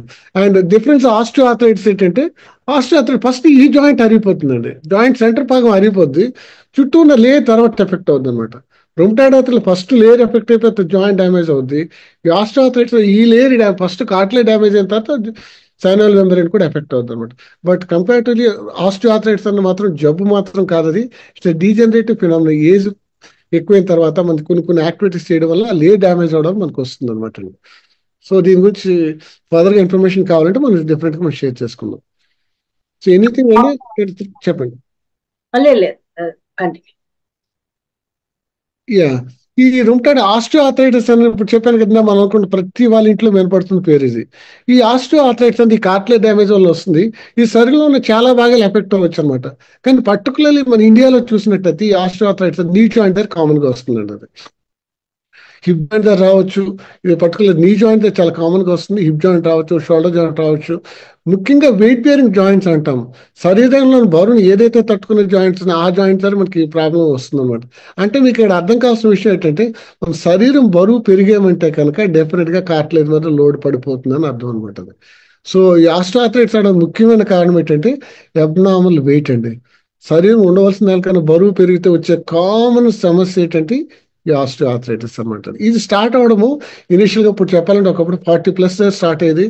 నాకు ఎంత బాధ అనిపిస్తున్నాడు, ఎంత 20 years వాళ్ళు కూడా చూస్తూ ఉన్నాం స్టార్ట్ అయిపోతుంది ఈ జనరేషన్. ఎందుకంటే సరైన పోషకాహారం, ముఖ్యంగా ప్రోటీన్ సరిగ్గా తీసుకోకపోవడము, కాల్షియం డైట్ లో ఉండకపోవడము, వైటమిన్ డి డెఫిషియన్సీ సరిగ్గా రావడం వల్ల ఈ కార్టిలేజ్ కూడా తను ఉన్న వాళ్ళతో స్ట్రెంత్ ఉంటుంది లేదు, తొందరగా వేరింటర్ వచ్చేస్తుంది. దాని మీద ఓవర్ గా చెప్పాలంటే, ఇప్పుడు మనం చెప్పాలంటే శరీరం బరువు పెరిగిపోవడం. ఎప్పుడైతే శరీరం బరువు పెరిగిందో దీని మీద లోడ్ పెరిగిపోతుంది కాబట్టి జాయింట్ తొందరగా అరిగిపోతుంది. అండ్ థర్డ్ మోస్ట్ ఇంపార్టెంట్ కారణం ఈ ఆస్టియోఆర్థరైటిస్ రావడానికి ఏంటంటే కొన్ని మిస్కన్సెప్షన్స్ అండి. ఫస్ట్ థింగ్ ఏంటంటే, చాలా మంది అనుకుంటారు జాయింట్ పెయిన్ వచ్చిన తర్వాత, అంటే ముందైతే పర్వాలేదు, వచ్చిన తర్వాత మొత్తం దయచేసి మీరు చేయకుండా ఒక ముఖ్యమైన పని ఏంటంటే, ఒక 4 ముఖ్యమైన పనులు. ఒకటి, నేల మీద పడుకోవద్దు. చాలా మంది బ్యాక్ ఏక్ వస్తే నేల మీద పడుకుని పోతారు.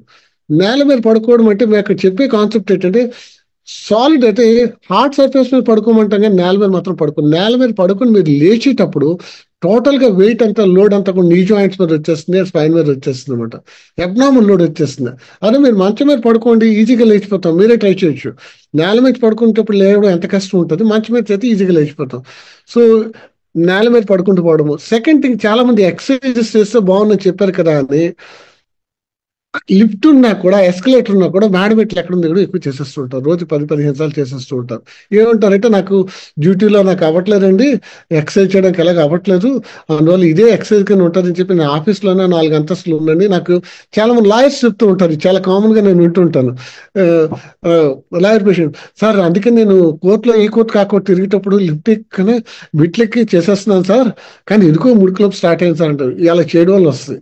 ఎందుకంటే మీరు మెట్లు ఎక్కడం అంటే వీఆర్ వాకింగ్ ఎగ్నెస్ట్ గ్రావిటీ, భూమి ఆకర్షణ శక్తికి మనం ఎగ్నెస్ట్ గా మనం వెళ్తున్నాం, నడుస్తున్నాం. నెలగా మనం మెట్లు ఎక్కడం ఎలా ఎక్కుతాం, ఒక ఒక ఒక స్టెప్ మీద అడుగు పెడతాము, రెండో కాలు తీసి ఇంకో స్టెప్ ఇంకో మెట్టు మీద పెడతాం. అంటే ఒక కాలు తీసి రెండో కాలు ఇంకో స్టెప్ మీద పెట్టే గ్యాప్ లో మొత్తం శరీరం బరువు అంతా కూడా మనం ఒక స్టెప్ మీదకి వచ్చేస్తుంది. కానీ మీరు అనుకోవచ్చు, ఫర్ ఎగ్జాంపుల్ మనం ఒక 100 కేజీలు బరువు ఉన్నాం అనుకోండి, ఒక కాలు మీద 50 కేజీలు బరువు పడుతుంది, రెండో కాలు మీద 50 కేజీలు బరువు పడుతుంది. కానీ మనం అది నార్మల్ గా. కానీ మనం మెట్లు ఎక్కేటప్పుడు ఏం జరుగుతుందంటే ఒక కాలు ఒక మెట్టు మీద ఉంటే రెండో కాలు ఇంకో మెట్లు మీద పెట్టే టైంలో మన శరీరానికి సంబంధించిన 2.5 రెట్లు బరువు ఒక కాలు మీద పడిపోద్దండి. అంటే ఫర్ ఎగ్జాంపుల్ మీరు 100 కేజీలు ఉంటే 250 కేజీల లోడు ఒక కాలు మీద పడిపోతుంది. మామూలుగా ఇది 50 కేజీలు వెయిట్ తట్టుకోవడానికి మాత్రమే డిజైన్ చేయబడిన వెయిట్, ఒక్కసారి 250 కేజీలు వెయిట్ తట్టుకోవడానికి దాని మీద పడిపోతే ఎంతకాలం తట్టుకోగలండి? Within no time joint అరగడం స్టార్ట్ అయిపోద్ది. సో దయచేసి పర్టికులర్లీ మీరు ఎక్సర్సైజ్ చేయాలంటే మేడం ఇట్లా ఎక్కడ ఉన్న మాత్రం ఎక్సర్సైజ్ కింద మాత్రం పెట్టుకోవద్దు దయచేసి. ఇది ఒకటి ముఖ్యంగా మనం గమనించాలన్నమాట, ఇది కూడా చేయకూడదు. అండ్ రెండోది చెప్పినట్టు నేల మీద పడుకోవడము. మూడోది మట వేసుకుని కూర్చోవడము, స్క్వాటింగ్ అని చెప్తాం. ఇది కూడా అన్నెసరిగా చేయకండి. పూజ చేసుకుంటప్పుడు ఎప్పుడు కూర్చున్నారంటే పర్లేదు, చాలా మంది మంచం మీద కూడా కూర్చొని మట వేసుకుని కూర్చుంటారు. ఇలా చేసినా కూడా అడిగితే కూడా లేదండి మా అమ్మ కూర్చుందండి, మా మామ కూర్చుందండి, మట వేసుకుని కూర్చుని నేను ఇప్పుడు కూర్చుంటానంటే మళ్ళీ సేమ్ ఆన్సర్. ఇక్కడ వాళ్ళ బోన్ తాలూకా ఆర్కిటెక్చర్, బోన్ తాలూకా స్ట్రెంత్, డిజైన్ టోటల్ డిఫరెంట్ అది. ఇప్పుడు మన ప్రెజెంటేషన్ ఇప్పుడు మనకున్న బోన్ తాలూకా స్ట్రక్చర్, ఆ స్టామినా కానీ ఆ డిజైన్ టోటల్లీ డిఫరెంట్. వాళ్ళని తీసుకొచ్చి మనం దీంట్లో పెట్టడానికి లేదు. వాళ్ళు తిన్న ఫుడ్ వేరు, ఇప్పుడు మనం తింటున్న ఫుడ్ వేరు అది. సో అందువల్ల దయచేసి ఈ 4 కనుక నేల మీద కూర్చోవడము, మఠం వేసుకోవడము, మేడం ఎట్లా ఎక్కడం దిగడము, ఈ వీలైనంత వరకు మనం అవాయిడ్ చేయగలిగితే అట్లీస్ట్ పెయిన్ వచ్చిన తర్వాత మనం అవాయిడ్ చేయగలిగితే ఇంకా ఫర్దర్ డ్యామేజ్ మనం ప్రివెంట్ చేయకుండా ఉంటాం అనమాట ఆస్టియోఆర్థరైటిస్ ని. Wow. So weight is the first reason అన్నారు, and other lifestyle related challenges. అయితే ఈ ఆస్టియోఆర్థరైటిస్ లో నార్మల్ గా ఈ మెడ దగ్గర వచ్చే స్పాండిలైటిస్ ని కూడా మనము ఈ ఆర్థరైటిస్ లో కలుపుతామా? That is one question. ఈ L4, L5 మీద చాలా మందికి చాలా అపోహలు ఉన్నాయి, ఈ 2 topics related to osteoarthritis. So ఇప్పుడు మనం చూద్దామండి, మీరు అడిగారు కదా, దీన్ని స్పాండలైటిస్ అంటాం. స్పాండలైటిస్ అంటే బోన్ దగ్గర వెర్టిబ్రా మధ్య రెండు సర్ఫేసెస్ మధ్యన మీ నీ జాయింట్ దగ్గర ఎలాగ వేరింటర్ వచ్చిందని చూపించాను, అలాగే ఈ నెక్ దగ్గర ఉన్న బోన్స్ మధ్య మూవ్మెంట్ వచ్చి వేరింటర్ వచ్చిన వల్ల జరిగే పార్ట్ ని స్పాండలైటిస్ అంటాం. దీన్ని మీరు కామన్ గా వినుంటారు, సర్వైకల్ స్పాండలైటిస్ అని వినుంటారు, చాలా కామన్ గా వింటాం. అది కూడా అది రాగానే చాలా మంది భయపడిపోతారు, అమ్మో నాకు సర్వైకల్ స్పాండిలైటిస్ వచ్చేసిందట, నాకు ఇంకా నా లైఫ్ అయిపోయింది, ఇంకా నా నెక్ పెయిన్ తగ్గదు, నాకు వేరే కంప్లైంట్ వచ్చేస్తుంది. చూడండి, ఇది మన స్పైన్ అనమాట. ఇది ఐ థింక్ కనిపిస్తుందని అనుకుంటాను. చూడండి, ఇది మన స్పైన్ తలకి నెక్, ఇవన్నీ కూడా ఇది మొత్తం థొరాసిక్ స్పైన్, లంబార్ స్పైన్ అండి. ఇది సైడ్ చూద్దాము, ఇదండి ఇది. సో ఇది చూడండి, ఇప్పుడు మనం ఏం చేస్తామంటే ఎవ్రీడే మనం ఇది నెక్ పార్ట్ అన్నమాట. ఇవన్నీ బోన్స్ చూసారు కదా, ఈ బోన్స్ మంచి ప్లేట్స్ ఉన్నాయి అనమాట అండి. మనం నెక్ రోజు రకరకాలుగా మూవ్ చేస్తుంటాం, కలుపుతుంటాం, ఇటు తిప్పుతాం, బెండ్ చేస్తాం, వెనక అంటాం, పై చూస్తాం, కింద చూస్తాం, అంటే ఈ మూవ్మెంట్ చేస్తూనే ఉంటాం. మూవ్మెంట్ చేస్తున్నాం. ముఖ్యంగా ఈ సర్వైకల్ 7 వెర్టిబ్రాస్ ఉంటాయి, సర్వైకల్ వెర్టిబ్రా అంటాం. 6 and 7 మధ్యన మాక్సిమం మూవ్మెంట్ ఉంటుంది, ఈ రొటేషన్ ఉంటుంది అనమాట. ఎప్పుడైతే కాన్స్టెంట్ గా ఈ రొటేషన్ మనం చేస్తూ ఉంటామో న్యాచురల్ గా ఈ డిస్క్ స్పేస్ తగ్గిపోయి బోను అరిగిపోవడం మొదలై దీన్ని స్పాండలైటిస్ వచ్చిందని చెప్తాం అనమాట. బోనుకున్న ఒక ముఖ్యమైన గుణం ఏంటో తెలుసా అండి, అంటే బోనుకనే కాదు, శరీరంలో ఉన్న ప్రతి టిష్యూకి దేవుడు ఇచ్చిన ఒక బ్లెస్సింగ్ ఏంటంటే, చర్మం కట్ అయిపోయింది అనుకోండి, ఫర్ ఎగ్జాంపుల్ గీసుకొని కట్ అయింది అనుకోండి, వెంటనే గాయం రాలంటే అది మానిపోవట్లేదా? మారిపోతుంది కదా.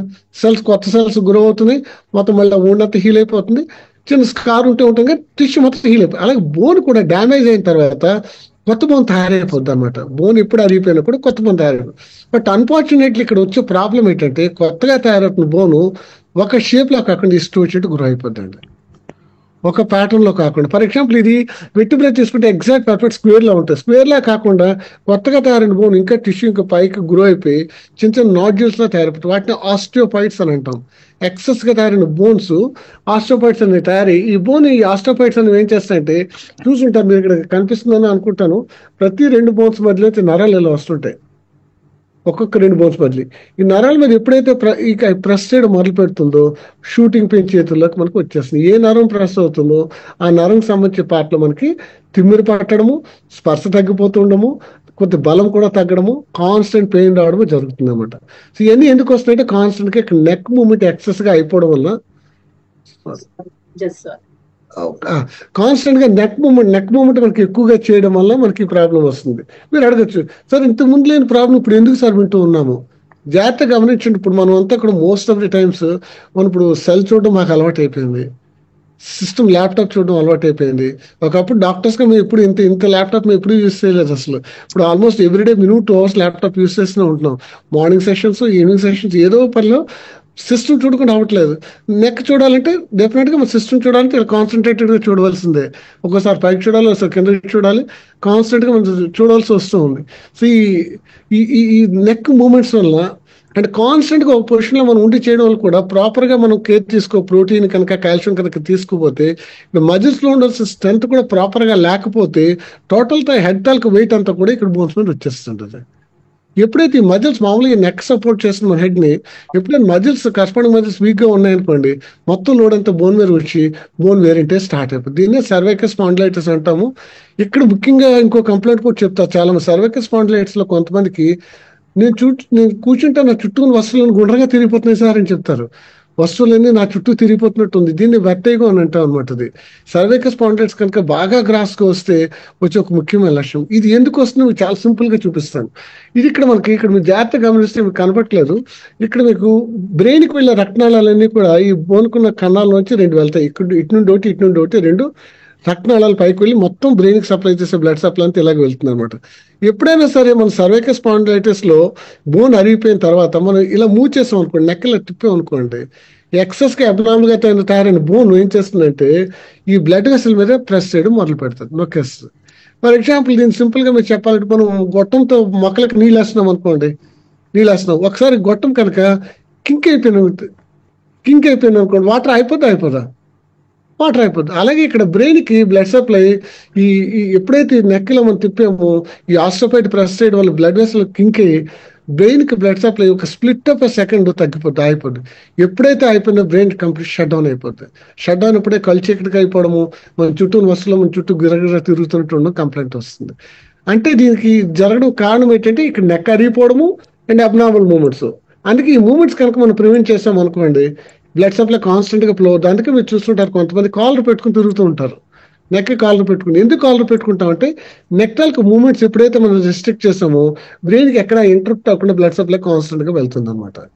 సో ఈ సర్వైకల్ స్పాండిలైటిస్ అంటే డిసీజ్ మాత్రం కాదు, ఇట్స్ ఓన్లీ డీజనరేటివ్ ఫినామినన్, ఎక్కువ అరిగిపోవడం వస్తుంది. దీనికి కూడా ఎప్పుడైతే నెర్వ్ కంప్లీట్ గా ప్రెస్ అవుతూ సివియర్ పెయిన్ ఉంటేనే దానికి సర్జరీ చేస్తాం. రొటీన్ గా సర్వైకల్ స్పాండిలైటిస్ కి ఎటువంటి ఆపరేషన్ అక్కర్లేదు, చిన్నగా మోడిఫికేషన్స్. దీంట్లో ముఖ్యంగా మనం చేయాల్సిన పిల్లో సైజ్ మనం తగ్గించుకోవడము, ఎక్కువ హైట్ ఉన్న పిల్లో పెట్టుకోకుండా ఉండడము.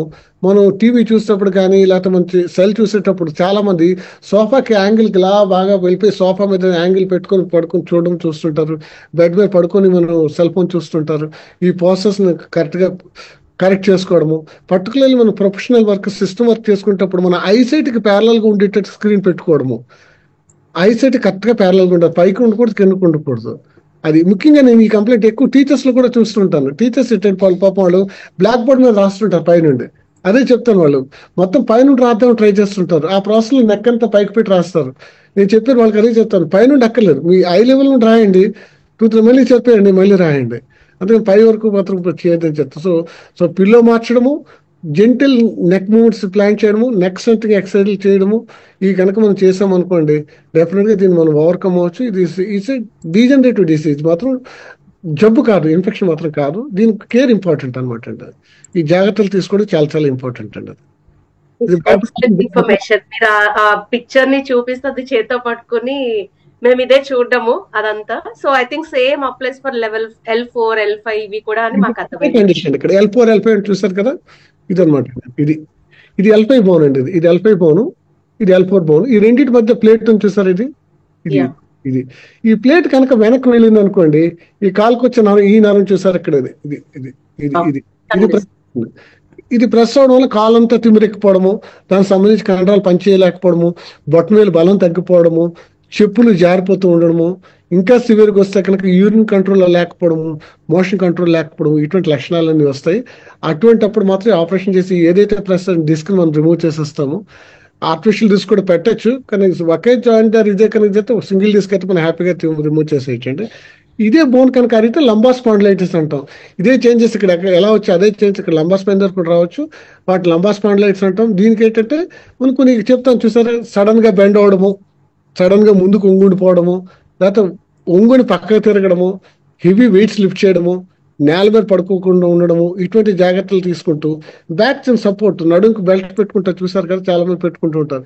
అటువంటి సపోర్ట్ ఇచ్చి లోకల్ గా కొంత సపోర్ట్ చేయడము, ముఖ్యంగా వెయిట్ తగ్గడము. లంబా స్పాండిలైటిస్ కూడా one of the most important wait ఏంటంటే, శరీరం బరువు ఎప్పుడైనా మనం పెరిగిపోయి అనుకోండి, మనం కూర్చున్నప్పుడు మొత్తం బాడీ వెయిట్ అంతా ఈ ఏరియాకి వస్తుంది. కాబట్టి బరువు తగ్గడం కూడా చాలా చాలా చాలా చాలా ఇంపార్టెంట్ అండి. సో నడు మజిల్స్ స్ట్రెంథెనింగ్ ఎక్సర్సైజెస్ చేయడము, ఇలా మనం చేసుకుంటే ఈ లంబా స్పాండిలైటిస్ అన్నది కూడా చాలా ఈజీగా మనం ఓవర్కమ్ అవ్వచ్చు అండి. ఇవన్నీ కూడా మోస్ట్లీ ట్రీటబుల్ కండిషన్సే, మనం భయపడాల్సింది అయితే ఏం కాదనమాట. కానీ మీరు బిఫోర్ దట్ మీరు చేయాలంటే డెఫినెట్ గా స్పెషలిస్ట్ కన్సల్టేషన్ తీసుకొని భయపడద్దు. నేను చెప్పేది, ఎవరైనా మీకు లంబా స్పాండిలైటిస్ ఉంది, సర్వైకల్ స్పాండిలైటిస్ ఉందన్న భయపడాల్సిందే కాదు, హ్యాపీగా సేఫ్ గా మనం దాని నుండి ఈజీగా బయటపడచ్చు. Thank you the clarity. మాకు చాలా వరకు అర్థమైంది. అంటే ఆ పెయిన్ ఏముంటుంది, ఎలా ఉంటుంది, మీరు చెప్తున్నప్పుడు we can feel it. So ఇప్పుడు మేము ఎవరైనా కౌన్సిలింగ్ చేస్తున్నప్పుడు we can do much better.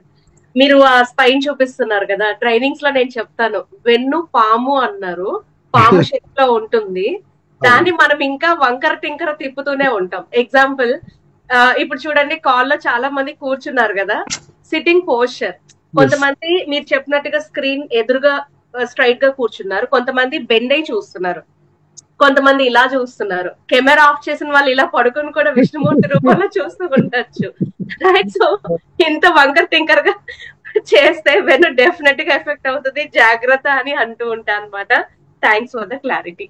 ఆయనకి చిన్న చెప్తాను, చిన్న కండిషన్ అండి, అంటే చాలా చిన్న. మన స్నానం చేసేటప్పుడు కూడా నేను ప్రిఫరబుల్లీ చెప్పేది, ఏ మాత్రం అవకాశం షవర్ ఆన్ చేసి చేయడం అనేది మోస్ట్ ఇంపార్టెంట్ అండి. ఆఫ్టర్ వన్ సర్టన్ ఏజ్ వచ్చిన తర్వాత మాత్రము మనం బెండ్ అయ్యి వాటర్ బకెట్ లోంచి పికప్ చేసుకునే పద్ధతి కన్నా షవర్ ఆన్ చేసుకోవడం అనేది చాలా చిన్న పనే, కానీ మీ లైఫ్ ని చాలా మార్చేస్తుంది. పర్టికులర్లీ బ్యాక్ ఏక్ స్టార్ట్ అయ్యి లంబా స్పాండిలైటిస్ ఉన్నప్పుడు మాత్రము మీరు హైట్ లో కూర్చొని వాటర్ కూడా హైట్ లో పెట్టుకోండి. ఇఫ్ నాట్ మీకు షవర్ లేకపోతే, షవర్ ఉంటే షవర్ మాత్రం యూజ్ చేయండి. You notice lot of change అండి, చిన్న చిన్న మోడిఫికేషన్స్ వల్ల. Thank you. ఇప్పుడు మీరు ఇందాక చెప్పిన చాలా వాటిల్లో లైఫ్ స్టైల్ వల్ల ప్రాబ్లమ్స్ వచ్చాయి అన్నారు. అంటే ఈ ప్రాబ్లమ్స్ మేబీ ఫ్యామిలీ హిస్టరీ వల్ల కూడా వచ్చే అవకాశం ఉందంటారా? డెఫినెట్ గానండి, ఎందుకంటే ఫ్యామిలీ హిస్టరీ అనేది రెండు రకాలుగా పనిచేస్తుంది. మన జెనెటిక్ ప్రీడిస్పోజిషన్ అంటాం, మన జీన్సే మన అన్ని డిసైడ్ చేస్తాయి. మనం ఎలా ఉండాలి, మన హైట్ ఎంత ఉండాలి, వెయిట్ ఎంత ఉండాలి, మన ఫేషియల్ ఫీచర్స్ కానీ ఎవ్రీథింగ్ ఈజ్ మన డిసైడ్ అయిందంటే మన జీన్స్ మీద ఆధారపడి ఉంటారండి. ఈ జీన్స్ అనేవి మన పేరెంట్స్ నుండి వస్తాయి, అంతే కదా. అందుకే మనం చూస్తాం, కొంతమంది ఫేస్ చూడగానే వీళ్ళు మదర్ లా ఉన్నారు, వీళ్ళు ఫాదర్ లా ఉన్నారు, వీళ్ళు సన్ లాగా, వీళ్ళు సన్ కూడా, మా సన్ నన్ను చూస్తే మా అబ్బాయిని చూస్తే మీరు ఒకలాగా ఉంటుంది, అంత సన్నగానే ఉంటుంది, ఇద్దరు ఎంత చిన్నలాగా ఉంటుంది, ఎందుకంటే జెనెటికల్, అది జెనెటిక్ ప్రీడిస్పోజిషన్ అది. సో అది ఈ జీన్స్ అనేవి మనం ఫ్యామిలీస్ లో రన్ అవుతుంటాయి. కాబట్టి సపోజ్ ఇప్పుడు మనం అలాగే జెనెటికల్ గానే చాలా మంది పాపం చాలా బాధేస్తుంటది, చాలా ఓవర్ వెయిట్ ఉంటారు పాపం, వాళ్ళు తిన్నది ఏమి ఉండదు, తిన్నది కూడా ఉండదు, కానీ ఎందుకు వెయిట్ పెరిగిపోతుంటే జెనెటిక్ ప్రీడిస్పోజిషన్ అనమాట. ఒకసారి వెయిట్ పెరిగితే ఆటోమేటిక్గా న్యాచురల్గా మిగతా మనం ఇప్పుడు అనుకో సీక్వెన్షియల్గా అన్ని ప్రాబ్లమ్స్ రావచ్చు. అందులో డెఫినెట్గా ఫెమిలియర్ హిస్టరీ ఉంటే కనుక మనకు ఆ ప్రాబ్లమ్స్ రావడానికి ఎక్కువ అవకాశం ఉంది. ఫర్ ఎగ్జాంపుల్ ఫ్యామిలీలో నీ జాయింట్ పెయిన్ ఉంది అనుకోండి, రావడానికి డెఫినెట్గా అవకాశం ఉంది. ఎందుకంటే చాలా కండిషన్స్ లైక్ షుగరు, బీపీ అనేవి కూడా మన జెనెటికల్ గానే వస్తాయి, పేరెంట్స్ నుండి వస్తాయి. సో ఆ కండిషన్స్ కూడా ప్రీడిస్పోజ్ కండిషన్స్ పోతే ఆర్థోపెడిక్ ప్రాబ్లమ్స్ అనమాట. సో కంబైన్డ్ గా కానీ కలెక్టివ్ గా ఎలా చూసినా కూడా genetic factors plays a major role in majority of orthopaedic problems అండి. సో ఫ్యామిలీలో ఉంటాయి కాబట్టి మనం ముందు జాగ్రత్త పడి మనం కొన్ని ప్రికాషన్స్ తీసుకోగలం. జీన్స్ మనం ఆపలేం, కానీ మనం మన ప్రికాషన్స్ తీసుకొని వాళ్ళకన్నా బెటర్ లైఫ్ స్టైల్ మనం ఉండడానికి చూడగలిగితే మాత్రం ఆ ఛాలెంజ్ మనం రాకుండా మనం బయటపడచ్చండి. అలాగే రెండోది ఆటోఇమ్యూన్ డిసీజ్ కూడా రన్స్ అండ్ ఫ్యామిలీస్ లో వచ్చేస్తుంటారు. లైక్ రుమటాయిడ్ ఆర్థరైటిస్ ఉంది, ఇట్ కెన్ కమ్ ఫ్యామిలీస్ లో చాలా మంది ఎఫెక్ట్ అవుతూ ఉంటారు. సో అందువల్ల ఫ్యామిలీస్ లో ఎవరికైనా ఉంటే కనుక ముందు జాగ్రత్తగానే మనం కొన్ని జాయింట్స్ కోసం ఫ్రీక్వెంట్ గా మనం మానిటర్ చేసుకోవడము, ఏదైనా డౌట్ వస్తే ఇమీడియట్ గా చేసి ఈ డిసీజ్ ని జాయింట్ డ్యామేజ్ చేయకుండానే వెరీ ఎర్లీ స్టేజ్ మనం ఆపేయచ్చండి. ఇరాడికేట్ చేయలేం కానీ నన్ను నొక్కి పెట్టి ఉంచేయచ్చు అనమాట, దాన్ని పేక్ బిస్కెట్స్ ఉంచేచ్చు మనం, అది మళ్ళీ బయటకు రాకుండా. అలా చేయడం చాలా అవకాశం ఉంటుంది. కాబట్టి ఫ్యామిలీలో ఎవరికైనా హిస్టరీ ఉంటే కనుక మనం ముందే జాగ్రత్త పడడం బెటర్. పర్టికులర్లీ ఆఫ్టర్ ఏదో 30 years తర్వాత మాత్రం డెఫినెట్ గా మనం జాగ్రత్త తీసుకోవాల్సి ఉంటుందండి. అది నేను అడగాలనుకోలేదు కానీ ఈ క్వశ్చన్స్, బట్ ఇక్కడ ఉన్నటువంటి ఆడియన్స్ ని అక్కడ ఉన్న క్వశ్చన్స్ ని బట్టి 1 or 2 అడగాలనుకుంటున్నాను. ప్రెగ్నెంట్ ఉమెన్ గురించి మాట్లాడితే, సో ఈ ప్రెగ్నెంట్ ఉమెన్ లో ఈ బేబీకి బోన్స్ డెవలప్మెంట్ అనేది చాలా ఇంపార్టెంట్. అసలు ప్రెగ్నెంట్ ఉమెన్ ఎలాంటి జాగ్రత్తలు తీసుకోవాలి, తనకి తన బేబీకి ఎలాగా, ఏ మంత్ నుంచి కాల్షియం అనేది ఇంపార్టెంట్, ప్రెగ్నెంట్ ఉమెన్ సప్లిమెంటేషన్ తీసుకుంటే ఏమైనా తీసుకోవచ్చా లేదా, సో ప్రెగ్నెంట్ ఉమెన్ గురించి అండ్ లాక్టేటింగ్ కూడా. బికాస్ లాట్ ఆఫ్ పీపుల్ నా దగ్గరకు వచ్చి అడిగేది ఏంటి అంటే, మేడం ఇప్పుడు డెలివరీ అయిపోయింది, ఇప్పుడు కూడా ఐరన్ కాల్షియం తీసుకోవాలా అంటారు. లేదండి, తీసుకోవాల్సిందే కంపల్సరీ అని చెప్తూ ఉంటాము. బట్ మీ నుంచి pregnant women and calcium importance. నేనైతే ఇంకొక స్టెప్ హెడ్ చెప్తానండి. మీరు కన్సీవ్ అవుదామని ప్లాన్ చేసిన దగ్గర నుండి కేర్ఫుల్ గా మానిటర్ చేయండి అని చెప్తాను. అప్పటి నుండి సప్లిమెంటేషన్ తీసుకోవడం స్టార్ట్ చేయండి. ఎందుకంటే మదర్ హెల్త్ బాగుంటే బేబీ తల్కి హెల్త్ బాగుంటుంది. అది బేసిక్ కాన్సెప్ట్. మదరే స్టార్టింగ్ తను సిగ్గా ఉండి కన్సీవ్ అయిన తర్వాత బేబీ తల్కి డెవలప్మెంట్ ఎలా ఉంటుందో ఆలోచించండి. సో మనం చెప్తాం కదా, మనం దాహం వేసినప్పుడు నుయ్యి తవ్వుకోవడం కన్నా ముందు జాగ్రత్తగా నువ్వు తవ్వించుకుంటే ఎంత బెటర్ అన్నదో, మీరు ప్రెగ్నెన్సీ ప్లాన్ చేసుకుందాం కన్సీవ్ అవుదాం అనుకున్నప్పుడు ముందు నుండే మదర్కి ఐరన్ లెవెల్స్ చూసుకోండి, కాల్షియం లెవెల్స్ ఎలా ఉండేటట్టు చూసుకోండి అని చెప్పి సప్లిమెంటేషన్ ముందే స్టార్ట్ చేయమని నేనైతే ముందే చెప్తానండి. ప్రెగ్నెన్సీ రాకుండానే చెప్తాను నేను ముందు. So and throughout the pregnancy, దీనికి ప్రెగ్నెన్సీలో 3 months తర్వాత వేసుకోవాలా, 2 months తర్వాత వేసుకోవాలా, 1 month తర్వాత కాదు, ఫ్రమ్ day 1 దగ్గర నుండి లాక్టేషన్ అయ్యే పీరియడ్ వరకు కూడా రెగ్యులర్ గా కాన్స్టెంట్ గా కాల్షియం వేసుకుని తీరవలసిందే. ఎందుకంటే మిల్క్ అది తీసుకుంటారు, కొన్ని సప్లిమెంటేషన్ తీసుకున్నా కూడా సప్లిమెంటేషన్ అది మాత్రం మస్ట్ అండి. Particularly protein and this calcium tablet.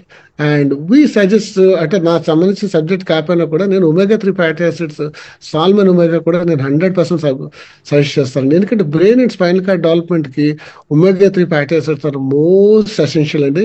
మీరు చెప్తే నంబరు, మా క్లినికల్ ఎక్స్పీరియన్స్ లో చూసాము. ఒమేగా ఫ్రమ్ day 1 దగ్గర వాడిన వాళ్ళ పిల్లలు పుట్టిన పీపుల్ బేబీస్ ఎంత హెల్దీగా పుట్టారు, ఎంత షార్ప్ గా పుట్టారు, ఎంత ఇంటెలిజెంట్ గా పుట్టారు. మా డాక్టర్స్ కొలీగ్స్ లోనే ఉన్నారు వాళ్ళు. సో మన omega-3 fatty salmon omega day 1 దగ్గర నుండి వాడిన వాళ్ళు conceive throughout the journey, delivery time అంతా వేసుకున్న తర్వాత వాళ్ళ పిల్లలు చాలా హెల్దీగా పుట్టారండి. సో అందువల్ల is a must and is a must, it's a mandatory. Unless ఏదో కిడ్నీ స్టోన్ ఉందని తప్పించి, లేకపోతే కిడ్నీ డిసీజ్ ఉందని డాక్టర్ చెప్తే తప్పించి, ఇట్స్ మ్యాండేటరీ అండి, మ్యాండేటరీ. Thanks for that.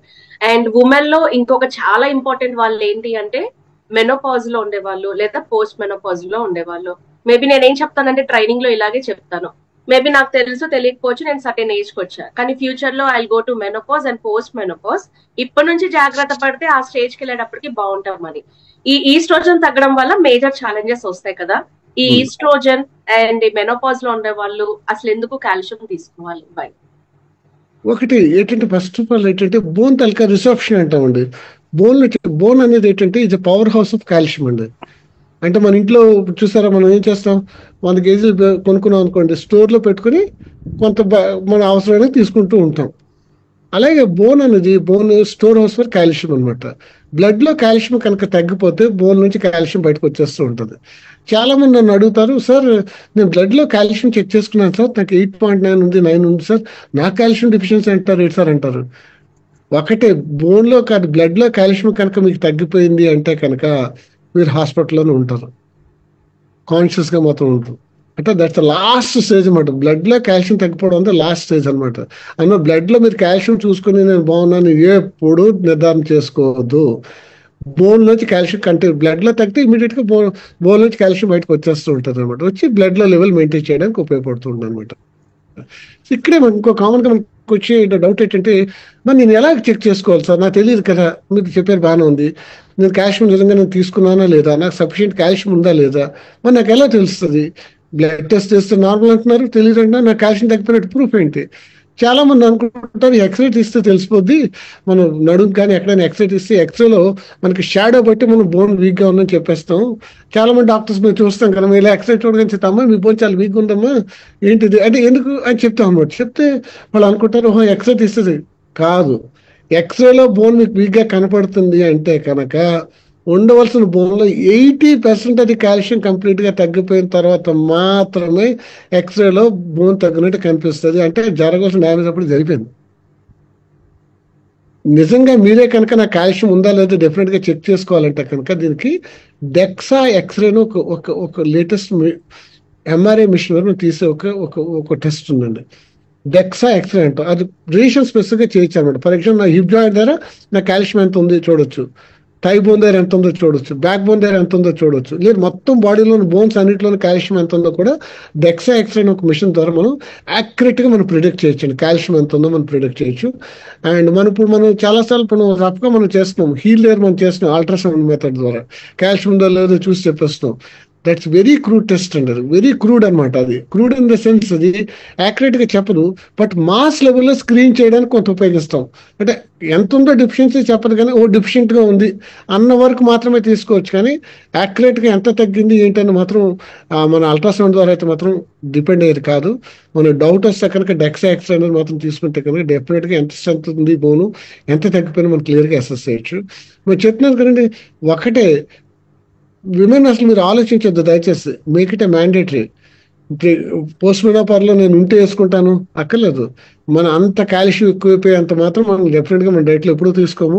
మనం తీసుకున్న 500 mg లో ఎంత కాల్షియం చేరిపోయేంత చేయలేదు. కానీ స్పెసిఫిక్ కొన్ని కండిషన్స్ చెప్పాను కదా మీకు, లివర్ డిసీజ్ కంటే క్రానిక్ లివర్ డిసీజ్ లో కానీ, క్రానిక్ కిడ్నీ డిసీజ్ లో కానీ, కిడ్నీ స్టోన్ ఉన్న kidney disease, chronic rainy failure అంటాము, అప్పుడు మాత్రం అటువంటి దాంట్లో కూడా కొన్ని కండిషన్ లో కాల్షియం కంపల్సరీ ఇచ్చి తీరాలి. కొన్నిటికి అది మీరు జడ్జ్ చేయలేరు కాబట్టి ఫిజిషియన్ అడ్వైజ్ మాత్రం డెఫినెట్ గా తీసుకోవాలని. సో మెనోపాజ్ తో సంబంధం లేకుండా కూడా కాల్షియం రెగ్యులర్ గా వాడుకోవడం ఎప్పుడు మంచిదండి ఆడవాళ్ళకి మాత్రం. ఎందుకంటే ఫ్రాక్చర్స్ అనేవి particularly lower end of radius ఉంటాయి. ఈ ఫ్రాక్చర్ విమెన్ లో వెరీ వెరీ కామన్ అండి. మెన్ తో కంపేర్ చేస్తే ఆడవాళ్ళలో చాలా కామన్ విరిగిపోద్ది. ఇక్కడ ఈ బోన్ చాలా వీక్ గా ఉంటుంది. రెండోది హిప్ జాయింట్ కూడా. ఈ రెండు చాలా ప్రోన్ ఏరియాస్ ఫర్ ఫ్రాక్చర్స్ అనమాట. ఈ రెండు చాలా డెలికేట్ గా అయిపోతాయి విమెన్ లో, పర్టికులర్ పోస్ట్ మెనోపాజ్ పీరియడ్ లో. ఒక్కసారి అక్కడ కనుక ఫ్రాక్చర్ అయితే మేజర్ గా మనం సర్జరీ చేయాల్సిందే. You will be landing lot of complications. ఎందుకు మనం కోర్తించుకోవడం, సింపుల్ గా టాబ్లెట్ వేసుకుంటే పోయేదానికి కదా. సో డెఫినెట్ గా అండి వేసుకోవడం మంచిది అండి. థ్యాంక్స్ అండి, థ్యాంక్ యూ. వన్ మోర్ ఏంటి అంటే స్మోకింగ్, ఆల్కహాల్. నాకు ఏమి అలవాట్లు లేవు. ఉన్న వాళ్ళు ఎలాగో బోన్ ఎఫెక్ట్ అవుతుంది, నాకు ఏం అలవాట్లు లేవు. ఫాస్ట్ ఫుడ్స్ తింటారు బాగా. సో ఇవన్నీ ఏ విధంగా బోన్ ప్రాబ్లమ్స్ కి కారణాలు అవుతాయి? చూసాం కదా ఇప్పుడు మనం అక్కడ మన బై డెఫినేషన్ మనకు తెలిసిపోతుంది. మనం ఏం చెప్తున్నాం, 4 pillars ఆఫ్ ఆప్టిమల్ హెల్త్ అని చెప్తున్నాం. 4 pillars of optimal health. First pillar, major pillar ఏంటి? Proper balanced well balanced diet తీసుకోమంటున్నాం. నిజంగా మరి జంక్ ఫుడ్ తినేస్తే మీరు ప్రపోర్షనేట్ గా న్యూట్రిషియస్ ఫుడ్ ఏం తింటూ ఉన్నారు? మీ దాంట్లో మీ డైట్ లో మినరల్స్ ఉన్నాయో, కార్బోహైడ్రేట్ కంటెంట్ ఉన్నా సరే, ప్రోటీన్ ఎంత వెళ్ళింది, ఫ్యాట్ ఎంత వెళ్ళింది, విటమిన్స్ ఎంత ఉన్నాయి, మైక్రో న్యూట్రియంట్స్ ఎంత ఉన్నాయి కదా. మరి డెఫినెట్ గా ల్యాండింగ్ ఇన్ కాంప్లికేషన్స్, అంటే డిఫిషియన్సీస్ వచ్చేస్తూ ఉన్నాయి. డిఫిషియన్సీస్ వల్ల ఆటోమేటిక్గా డిసీజెస్ వచ్చేస్తాయి. వేరే చెప్పక్కర్లేదు. ఆల్కహాల్ ఎక్కువ కన్జ్యూమ్ చేశారనుకోండి, మీరు ఫుడ్ తినడం మానేస్తారు. ఇప్పుడు తింటే నాన్ వెజ్ తినేస్తారు. మేబీ తింటే కొంత ప్రోటీన్ తింటారు, మైక్రోన్యూట్రియంట్స్ అని డ్యామేజ్ అయిపోతున్నాయి. అండ్ అదే కాకుండా ఇండైరెక్ట్ ఎఫెక్ట్ ఆఫ్ ఆల్కహాల్ వల్ల మీకు కిడ్నీ మీద ఎఫెక్ట్ చూపిస్తుంది, లివర్ మీద ఎఫెక్ట్ చూపిస్తుంది, అంతకల్ ఇంటెస్టైన్ మీద కూడా ఎఫెక్ట్ చూపిస్తుంది. టోటల్ అబ్జార్ప్షన్ తేడా వచ్చేస్తుంది. మీరు తీసుకున్నా కూడా అబ్జార్ప్షన్ ఉండదు. సో మైక్రోన్యూట్రియంట్ మీద ఫోకస్ చేయకపోతే డెఫినెట్ గా will be landing in complications. So direct గా అది ఎఫెక్ట్ చేయకపోయినా కూడా ఇండైరెక్ట్ గా అట్ ఎవ్రీ స్టేజ్ ఈ హ్యాబిట్స్ అన్న మాత్రం ఎప్పుడు మంచిది కాదండి. ఇప్పటికీ మీరు మానుకోలేకపోతే డెఫినెట్గా you should be constant balanced diet మనం రెగ్యులర్ గా చూసుకుంటూ ఆ డెఫిషియన్సీస్ మేకప్ చేయడానికి కాన్స్టెంట్ గా మనం సప్లిమెంట్స్ బ్యాకప్ మాత్రం తీసుకోవాల్సిందే. దాంట్లో సెకండ్ ఆప్షన్ లేదండి, ఖచ్చితంగా సెకండ్ ఆప్షన్ లేదు. నో సెకండ్ థాట్ అండి. అండ్ అలాగే ఆల్కహాల్ ఏంటంటే పర్టికులర్లీ గౌట్ పేషెంట్స్ డెఫినెట్ గా ఆల్కహాల్ కనుక తీసుకుంటే ఇమ్మీడియట్ గా వాళ్ళలో జాయింట్ పెయిన్ వచ్చి కండిషన్ అగ్రవేట్ అవ్వడానికి కండిషన్ అనమాట. ఈ గౌట్ అనేది చాలా భయంకరమైన ప్రాబ్లం అండి. సడన్ గా రాత్రి కాలర్ బటన్ వేలో జాయింట్ వాచిపోయి సివియర్ ఎక్స్క్రూషియేటింగ్ పెయిన్, ఆ పెయిన్ మాటల్లో చెప్పలేము. నాకు కొంతమంది పేషెంట్లు మర్నాడు క్లినిక్ వచ్చి, సార్ నాకు బటన్ వేలు ఆపరేషన్ చేసి తీసేయండి సార్, నేను భరించలేకపోతున్నాను చెప్పిన పేషెంట్ చాలా మంది ఉన్నారు. అంటే మీరు you can guess the grade of the pain. అంత సివియర్ పెయిన్ ఉంటుంది అనమాట ఎక్యూట్ గౌట్ అనేది. దానికి one of the worst condition ఇప్పుడు ఆల్కహాల్ కన్సంప్షన్ చేసినా కూడా అగ్రవేట్ అయిపోద్ది. దానికి డైట్ చాలా ఇంపార్టెంట్ అండి. డైట్ లో కొన్ని ఖచ్చితంగా మనం అవాయిడ్ చేయాల్సి వస్తుంది అనమాట. పర్టికులర్లీ ప్యూరిన్స్ అని ఉంటాయి, హై కంటెంట్ ఉన్న ప్యూరిన్స్ ఉన్న ఫుడ్ మనం ఖచ్చితంగా అవాయిడ్ చేయాలన్నమాట. వాటి చెప్పాలంటే రెడ్ మీట్ లో చాలా ఎక్కువ ఉంటాయి ప్యూరిన్స్, అది ఖచ్చితంగా మీరు అవాయిడ్ చేయాలి. అలాగే డైరీ ప్రొడక్ట్స్ లైక్ కర్డ్ కానీ మీరు అవాయిడ్ చేయాలి, జున్ను తినకూడదు. అలాగే వెజిటబుల్స్ చూసినట్టయితే స్పినాచ్ కానీ, బ్రొకలీ కానీ, క్యాబేజ్ కానీ, వీటిలో హై ప్యూరిన్ అని ఉంటుంది అనమాట. ప్యూరిన్స్ ఎక్కువ ఉన్న వాటి వల్ల యూరిక్ యాసిడ్ ఫార్మేషన్ బాడీలో ఎక్కువ అయిపోద్ది. కాబట్టి ఈ గౌట్ అనేది కండిషన్ చాలా అగ్రవేట్ అయిపోద్ది అన్నమాట. దోస్ కండిషన్స్ లో మాత్రం డెఫినెట్ గా మనం డాక్టర్ కన్సల్టేషన్ తో డైటరీ రెస్ట్రిక్షన్స్ డెఫినెట్ గా మనం పాటించవలసింది చాలా చాలా ఇంపార్టెంట్ అండి. అది గౌట్ కూడా ట్రీట్మెంట్ అంటే పర్మనెంట్ ట్రీట్మెంట్ అంటే లేదు, it's life long process. Definite గా మనం రాకుండా సప్రెసర్స్ ఆపుకోవడం ఒకటే మన చేతిలో ఉన్న పని అనమాట. మీరు చెప్తున్నప్పుడు ఏమనిపిస్తుందంటే ఈ ప్రాబ్లమ్స్ వింటుంటే చాలా సివియర్, కంట్రోల్ చేసుకోవడానికి, but at the same time మీది ఇంకో సైడ్ వింటుంటే it is very simple to prevent అనేది కూడా అర్థమవుతుంది. బోత్ కనిపిస్తున్నాయి. సో ఎంత చూడండి, కొద్దిగా తెలుసుకుని దాని గురించి కొద్దిగా మనం కేర్ తీసుకుంటే ఈ క్రానిసిటీలోకి వెళ్లకుండా ఉంటాము, ఈజీగా మనం దాని నుండి బయటపడడానికి కూడా అవకాశం ఉంది. దట్స్ రైట్ అండ్ ప్రశ్న చెప్పండి. లాస్ట్ ఒక 2 to 3 క్వశ్చన్స్. ఇప్పుడు గౌట్ అనుకున్నాము, తర్వాత కిడ్నీ ప్రాబ్లమ్స్ ఒకటి, యూరిక్ యాసిడ్ ఒకటి, క్రియాటిన్ లెవెల్స్ ఒకటి. సో జనరల్ గా ట్రైనింగ్స్ లో నేనైతే ఈ ప్రాబ్లమ్స్ ఉన్న వాళ్ళు ప్రోటీన్ గానీ కాల్షియం గానీ తీసుకోవాలి అంటే కంపల్సరీ మీరు డాక్టర్ సజెషన్ తీసుకోండి అని చెప్తాను. అని ఇన్ని సంవత్సరాలు నేను అదే చెప్తూ వచ్చాను. ఇదేమైనా మిత్తా లేకపోతే కరెక్టా, లేకపోతే ఎలాంటి సిచ్యువేషన్స్ లో? ఆల్రెడీ మీరు 1 or 2 దగ్గర చెప్పారు కంపల్సరీ డాక్టర్స్ అలా తీసుకోవాలని. ఇక్కడ చాలా మంది కోచెస్ ఉన్నారు కాబట్టి మేబీ ఈ పర్టికులర్ క్వశ్చన్ అందరికీ హెల్ప్ అవ్వచ్చు. ఒకసారి ఇది 100% కరెక్ట్ అండి, 100% కరెక్ట్ అండి. పర్టికులర్లీ ఇప్పుడు ఫర్ ఎగ్జాంపుల్ మనకి చాలా సార్లు వచ్చే కామన్ డౌట్ ఏంటంటే కిడ్నీ ఫంక్షన్ లో ఫర్ ఎగ్జాంపుల్ ప్రోటీనే తీసుకున్నాము. ఈ ప్రోటీన్ కొన్ని కిడ్నీ ఫంక్షన్స్ లో ప్రోటీన్ ఖచ్చితంగా ఇచ్చి తీరాలి, కొన్నిటికి 100% ఇవ్వకూడదు. అది 0 to 100%, జీరో టాలరెన్స్ అని చెప్తాను చూసారు మన బిజినెస్ లో చెప్పినట్టు. అది ఇచ్చేమో 100% డ్యామేజ్ అయిపోద్ది, కొన్ని ఇవ్వకపోతే 100% డ్యామేజ్ అయిపోద్ది. అది మీరు జడ్జ్ చేయలేరు ఆ క్లినికల్ కానీ. ఇంకా చెప్పాలంటే నేను ఆర్థోపెడిక్స్ నేను కూడా డిసైడ్ చేయలేను, అనాలిస్ నెఫ్రాలజిస్ట్ డిసైడ్ చేయలేమో కానీ కండిషన్ నేనైతే చేయలేము. అందుకని బేసిక్ పారామీటర్స్ ఏం ఫాలో అవుతుంటే సీరం క్రియాటిన్ ఎప్పుడైనా సరే మోర్ దాన్ 1.5 ఉంది, ఇక్కడ 2 కనుకుంటే కనుక ఇట్స్ ఆల్వేస్ బెటర్. ఎందుకంటే ఇప్పుడు కిడ్నీ మీద ఈ కాల్షియం కూడా కిడ్నీ మీద లోడ్ తీసుకొస్తుంది, ఈ ప్రోటీన్ పౌడర్ కూడా కిడ్నీ మీద లోడ్ తీసుకొస్తుంది, యూరిక్ యాసిడ్ కూడా కిడ్నీ మీద లోడ్ తీసుకొస్తుంది. కాబట్టి డెఫినెట్ గా మనం మాత్రం మనకు తెలిసిన నాలెడ్జ్ మాత్రం ఎటువంటి పరిస్థితుల్లో 3 మాత్రం అడ్వైస్ చేయొద్దు. ప్రోటీన్ పౌడర్ తీసుకోమని కానీ కాల్షియం టాబ్లెట్స్ వాడమని కానీ మన కిడ్నీ డిసార్డర్స్ ఉంటే 100% మనం అవాయిడ్ చేస్తుంది. అలాగే క్రియాటిన్ లెవెల్స్ పెరిగినప్పుడు కూడా అంతే. నార్మల్గా 1.1, 1.2 పర్వాలేదు, మోర్ దెన్ 2 అయితే 100% వద్దండి. 100% మీరు మాత్రం రిస్క్ తీసుకోవద్దు. దయచేసి సప్లిమెంట్, ఈ పర్టికులర్లీ కాల్షియం అది మాత్రం ఎప్పుడు సప్లిమెంట్ సజెస్ట్ చేయదు, ప్రోటీన్ పౌడర్ కూడా ఇవ్వద్దు. ఇక్కడ ఇంకొక క్వశ్చన్ అడుగుతాను, చాలా మందికి వచ్చే డౌట్ అండి, గౌట్ పేషెంట్ ప్రోటీన్ పౌడర్ వాడదని చెప్తాం. ఎందుకంటే ప్రోటీన్స్ ఆల్సో కంటెన్స్ ప్యూరిన్ అని ఉంటుంది, ఆ ప్యూరిన్స్ ఉండడం వల్ల గౌట్ మళ్ళీ అగ్రవేట్ అయిపోద్ది అనమాట.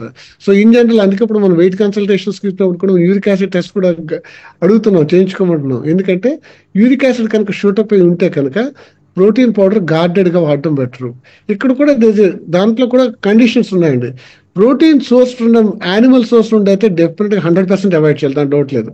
But protein from the vegetarian source like మన ప్లాంట్ ప్రోటీన్ అయితే కనుక చాలా మటుకు ఇవ్వడానికి అవకాశం ఉంది. కానీ ఇచ్చిన తర్వాత క్లియర్ అప్ అయిపోతే మాత్రం 100% అవాయిడ్ చేయండి. ఇచ్చిన తర్వాత కూడా గౌట్ సిమ్టమ్స్ వాళ్ళకి అగ్రవేట్ అయిపోతే సేఫ్ గా ప్రోటీన్ పౌడర్ కంటిన్యూ చేయొచ్చు. ఎందుకంటే మన ప్లాంట్ బేస్డ్ ప్రోటీన్ పౌడర్స్ లో మాత్రం ప్యూరిన్స్ చాలా తక్కువ ఉంటాయి. అదే వెజిటేరియన్ నాన్ వెజిటేరియన్ సోర్స్ ద్వారా వచ్చే ప్రోటీన్ దాంట్లో ప్యూరిన్స్ చాలా ఎక్కువ ఉంటాయి. కాబట్టి అది 100% వాటిలో మాత్రం దాంట్లో అవాయిడ్ చేయాల్సిందేనండి. ప్రోటీన్ పౌడర్ మాత్రం సజెస్ట్ చేయకూడదు. చేయకూడదు. కాకపోతే ఇప్పుడు మనం డైట్ ఇస్తున్నప్పుడు మనం పర్టికులర్ ఇప్పుడు మన ప్లాన్ లో మనం కార్బోహైడ్రేట్ తగ్గ హై ప్రోటీన్ డైట్ ఇస్తున్నాం కాబట్టి వీలైతే గౌట్ ఉంటే కనుక యూరిక్ యాసిడ్ లెవెల్స్ కనుక పెరిగితే మాత్రం వాళ్ళ ప్రోటీన్ పౌడర్ మాత్రం అవాయిడ్ చేయడం బెటర్. Thank you. చాలా కామన్ క్వశ్చన్ అన్నమాట. ఇక్కడ కూడా చాట్ బాక్స్ లో చాలా మంది అడిగిన క్వశ్చన్, 2 ప్రాబ్లమ్స్ అన్నమాట. చాలా మందికి ఊ అంటే మెడ పట్టేస్తుంది సడన్ గా ఇట్లా అన్నా. ఊ అంటే అదొకటి. ట్రైనింగ్స్ లో కామన్ గా అడిగే క్వశ్చన్ ఏంటంటే మడాల నొప్పులు ఎక్కువగా లేదా పాదాల నొప్పులు. నేను చాలా క్వశ్చన్స్ అడుగుతాం, వెయిట్ ఉన్నారా, లేకపోతే మీ స్టాండింగ్ పోస్చర్ ఒకలా ఉందా, లైఫ్ స్టైల్, లేకపోతే చాలా అడిగినా కూడా everything is common, I mean normal, ప్రాబ్లమే లేదు, కానీ still they have this pains అన్నమాట పాదాలకి. సో ఈ మడాల నొప్పులు, పాదాల నొప్పులు అండ్ ఈ మెడ పట్టేయడము, వీటి గురించి. సో ఈ మడాల నొప్పుల గురించి చూద్దాం. వెరీ కామన్ అండి, పర్టికులర్లీ ఫీమేల్స్ లో చాలా చాలా కామన్ గా వస్తుంటారండి మడాల నొప్పులు అండి. ఇది మడం నొప్పి రావడానికి చూసినట్టయితే ముఖ్యమైన కారణం ఏంటంటే ఈ మడం దగ్గర ఉన్న బోన్ క్యాల్కేనియం అని అంటాం అనమాట. క్యాల్కేనియం అని ఆ శరీరంలోని ఆఖరి బోన్ అనమాట. మనం నిలబడ్డాం అనుకోండి, టోటల్ బరువు, మన శరీరం బరువు అంతా కూడా భూమికి చేరాలంటే ఆ బోన్ దగ్గరికి వెళ్ళి బోన్ దగ్గర నుండి భూమికి వెళ్తుంది అనమాట. అంటే ఆ బోన్ మాక్సిమం బోన్ మన వెయిట్ మన bone tolerate. For example square millimetre the bone ఎంత వెయిట్ కాయగలుగుతుందని మనం క్యాల్కులేట్ చేస్తే ఒక్కొక్క బోన్కి ఈ క్యాల్కేనియం ఉన్న బోన్ హైయెస్ట్ వెయిట్ ని టాలరేట్ చేస్తుంది. హైయెస్ట్ వెయిట్ ని టాలరేట్ చేస్తామట. పర్టికులర్లీ విమన్లో ఏముంటారు, ఇప్పుడు మనం అనుకున్నాం కదా ఆస్టోపోరోసిస్ అని. ఈ ఆస్టోపోరోసిస్ అన్న బోన్ ఎఫెక్ట్ అవడం వల్ల క్యాల్కేనియం తాలూకు బోన్ కూడా స్ట్రెంత్ తగ్గడం వల్ల మన శరీరం బరువు ప్రపోర్షనేట్ గా తగ్గకపోవడం వల్ల ఆ బోన్ వెయిట్ ని నెమ్మదిగా డ్యామేజ్ అవడం మొదలవుతుంది. బోన్ డ్యామేజ్ అవడం అంటే ఏంటంటే కింద అరిగిపోవడం మొదలవుతుంది. ఈ క్యాల్కేనియం బోన్ అరిగిపోతుంది. ఈ ఇందా మీకు పాయింట్ చెప్పని చూస్తారు, బోన్కున్న ఒక నేచర్ బై నేచర్ ఏంటంటే ఎక్కడైనా అరిగిపోతే ఆ అరిగిన కవర్ చేసి కొత్తగా బోన్తో తయారైపోతూ ఉంటుంది. ఎప్పుడైతే ఈ బోన్ అరగడం మొదలైందో కొత్తగా తయారైన బోను ఎగ్జాక్ట్ గా మీకు చెప్పాలంటే గులాబీ ముళ్ళు ఎలా ఉంటుందో ఆ షేప్ లో తయారైపోద్దండి మడం దగ్గర. అది తయారైన దగ్గర నుంచి చుట్టూ ఉన్న కండరాలను ప్రెస్ చేసి వస్తూ సివియర్ పెయిన్ రావడం స్టార్ట్ అయిపోతుంది. సో ఈ అన్నిటికీ రూట్ కాజ్ ఏంటంటే ఒకటి శరీరం బరువు పెరగడము, సెకండ్ బోన్ లో ఉండవలసిన స్ట్రెంత్ సరిగా లేకపోవడము, మూడోది ముఖ్యంగా మనకి ఆ బోన్ అక్కడ పెరగడము. అందుకే మీకు ఎక్స్రే తీసి చూపిస్తుంటాం డాక్టర్స్, మేము చూసారు మీ మడ నొప్పి రావడానికి కారణం ఇక్కడ బోన్ పెరిగిందండి, అందుకే మడ నొప్పి వచ్చేస్తుందని. సో దీనికి సొల్యూషన్ ఏంటంటే ఫస్ట్ అండ్ ఫార్మోస్ట్ ఏంటంటే మన బోన్ బలం పెంచుకోవడానికి కావాల్సిన మన సప్లిమెంటేషన్ మనం వాడము, ఓవర్ వెయిట్ తగ్గడము. ఇంకా లోకల్ గా చూసినట్టయితే మడాలకు సాఫ్ట్ గా ఉండేటట్టు మాత్రం, అంటే బై నేచర్ మన ఇండియన్స్ లో చాలా మట్టుకున్న మన అలవాటు చెప్పులు లేకుండా నడవడం అలవాటు మన సౌత్ ఇండియన్. ఎందుకంటే ఇంట్లో పూజ గది ఉంటుంది కాబట్టి చెప్పులు వేసుకొని నడవకూడదు, వాష్రూమ్ లోకి వెళ్ళి వచ్చి మళ్ళీ అదే చెప్పులతో ఇంట్లో తిరగకూడదు అని మనకి ఒక ప్రిన్సిపల్ గా పెట్టారు, మంచిదే. కానీ చెప్పులు లేకుండా నడవడం అని మాత్రం ఈ హీల్ పెయిన్స్ వచ్చే మంచిది కాదు. వీటి కోసం మైక్రో సెల్యులార్ రబ్బర్ అని ఉంటుంది, ఎంసీఆర్ అంటాం, మైక్రో సెల్యులార్ రబ్బర్. ఆ రబ్బర్తో తయారు చేసిన చెప్పులు కనుక మనం వేసుకోగలిగితే హీల్ పెయిన్ చాలా మటుకు తగ్గిపోతుంది, పెయిన్ తగ్గిపోద్ది. కానీ పెరిగిన బోన్ మాత్రం అలాగే బోన్ మాత్రం నార్మల్ అవుతుంది. ఒక్కసారి బోన్ పెరిగింది అలాగే ఉండిపోద్ది, కాకపోతే అది ప్రెస్ చేయడము చుట్టూ ఉండే టిష్యూ మీద ప్రెషర్ తగ్గుద్ది కాబట్టి మనం కంఫర్టబుల్ గా నడవగలుగుతాం అనమాట. అందుకే బోన్ మాత్రం అలాగే ఉండిపోద్ది. ఈ ఎంసీఆర్ చెప్పల్స్ అన్నవి మనం మంచం మీద పడుకున్నప్పుడు తప్పించి కాలు భూమి మీద పెట్టిన ప్రతిసారి ఉండాలి. చాలా మంది అడుగుతారు, సార్ నేను బయటకు వెళ్ళేటప్పుడు వేసుకుంటున్నాను సార్, ఇంట్లో బయట కాదు, నేను రాత్రి వేసుకుని సార్, ఉదయం రాత్రి కాదు, ఉదయం అయినా రాత్రి అయినా ఇంట్లో అయినా బయట అయినా కాలు నేల మీద ఎప్పుడైనా పెట్టామంటే అప్పుడు ఎంసీఆర్ చెప్పల్సి ఉండవలసిందే. సో దీంతో పాటు చిన్న రెమెడీ మనం చేయొచ్చు. కొద్దిగా గోరువెచ్చని నీళ్ళు తీసుకుని దాంట్లో సాల్ట్ వేసి మొత్తం పాదం అంతా ములిగేటట్టు ఉంచి 5-10 minutes పాదం ఉంచి మనం పెడిక్యూరింగ్ చేస్తుంటారు కదా, అలాగే ఆ టైప్ లో మనం పాదాలు పెట్టుకున్నా కూడా మన పెయిన్ రిలీఫ్ వచ్చేస్తూ ఉంటుంది. ఇంకా తగ్గకపోతే అక్కడ ఇంజెక్షన్ కూడా చేస్తాము. ఎక్స్ట్రీమ్లీ రేర్ కేసెస్ లో పెరిగిన బోన్ ఆపరేట్ చేసి తీసేస్తాం. ఇది నేను మొత్తం అంటే 30 years ఆఫ్ సర్వీస్ లో నేను ఒక్క కేసు కూడా చేసే అవసరం రాలేదు, thousands ఆఫ్ కేసెస్ చూస్తుంటాం. కానీ సో ఈ ప్రికాషన్స్ వెయిట్ కంట్రోల్ చేసుకోవడము, చెప్పల్స్ మోడిఫై చేసుకోవడము, చిన్నగా మనం హాట్ వాటర్ లో పెట్టి చేసుకోవడము, తర్వాత ఇలా చేసుకునేటట్టయితే డెఫినెట్ గా మనం దీన్ని ఓవర్కమ్ అవ్వచ్చు. And coming to the neck pain, ఇందాక మనం అనుకున్నాం కదండి, నెక్ పెయిన్ రావడానికి ముఖ్యమైన కారణం ఏంటంటే బ్యాడ్ పోస్టర్స్ సరిగా. ఇప్పుడు మీరు చూస్తున్నారు లేదా, నాకు కొన్ని చూస్తుంటే అనిపిస్తుంది, వంట చేస్తే కూడా పుస్తకం పట్టుకుని చూస్తుంటారు, సెల్ పట్టుకుని చూసేస్తుంటారు, ఇటు కలుపుతుంటారు ఇటు చూస్తుంటారు, అంటే రాంగ్ పోస్టర్. అది బాడీ ఇటు ఉంటుంది, నెక్ ఇటు ఉంటుంది, ఇలా కింద చూస్తుంటారు. ఫస్ట్ ఏదైనా స్టార్ట్ అయిన ఆర్థోపెడిక్ ప్రాబ్లం ఏంటంటే పోస్టర్ కరెక్షన్ అండి. పోస్చర్ కరెక్ట్ గా పెట్టుకోగలిగితే సగం ప్రాబ్లమ్స్ రావు ఒకటి. రెండోది మజిల్ వీక్నెస్ రావడానికి కూడా ఒక ముఖ్యమైన కారణం ఏంటంటే పర్టికులర్లీ కాల్షియం డెఫిషియన్సీ. మీకు చెప్తాను, లేడీస్ మీరు అడగండి, చాలా మంది సార్ నైట్ టైం 8 నాకు ఆపరేషన్ సడన్ గా పట్టేసి వేళ్ళనే నాకు తెలియకుండా ఎలా వెళ్ళిపోతున్నాయి సార్, మా ఆయనతో చెప్పి గట్టిగా లాగండి లాగండి లాగండి అంటే ఆయన లాగుతుంటే పెయిన్ తగ్గిపోతుంది సార్ అని చెప్తారు.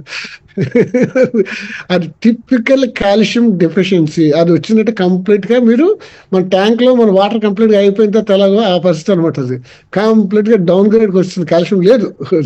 అలాంటి మనం డి విటమిన్ ఇచ్చి కాల్షియం ఇచ్చి మనం చేసి ఓవర్ పీరియడ్ ఆఫ్ 3 weeks మనం జాగ్రత్త చేస్తే కాల్షియం లెవెల్ పెరిగే కొద్ది మనం మళ్ళీ పెయిన్ బయటకు. అలాగే ఈ నెక్ పెయిన్ కూడా రావడం కాల్షియం తగ్గిపోవడం కూడా one of the major reason.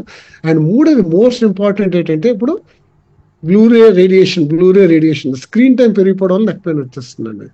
ఆ రేడియేషన్ వల్ల కూడా మజిల్ వీక్నెస్ వచ్చి హెడ్ తాలూకా బరువు వెయిట్ కాయలేక నెక్ మీద లోడ్ పడిపోయి స్ట్రెయిన్ వచ్చి నెక్ పెయిన్స్ అని ఇప్పుడు చెప్తాను.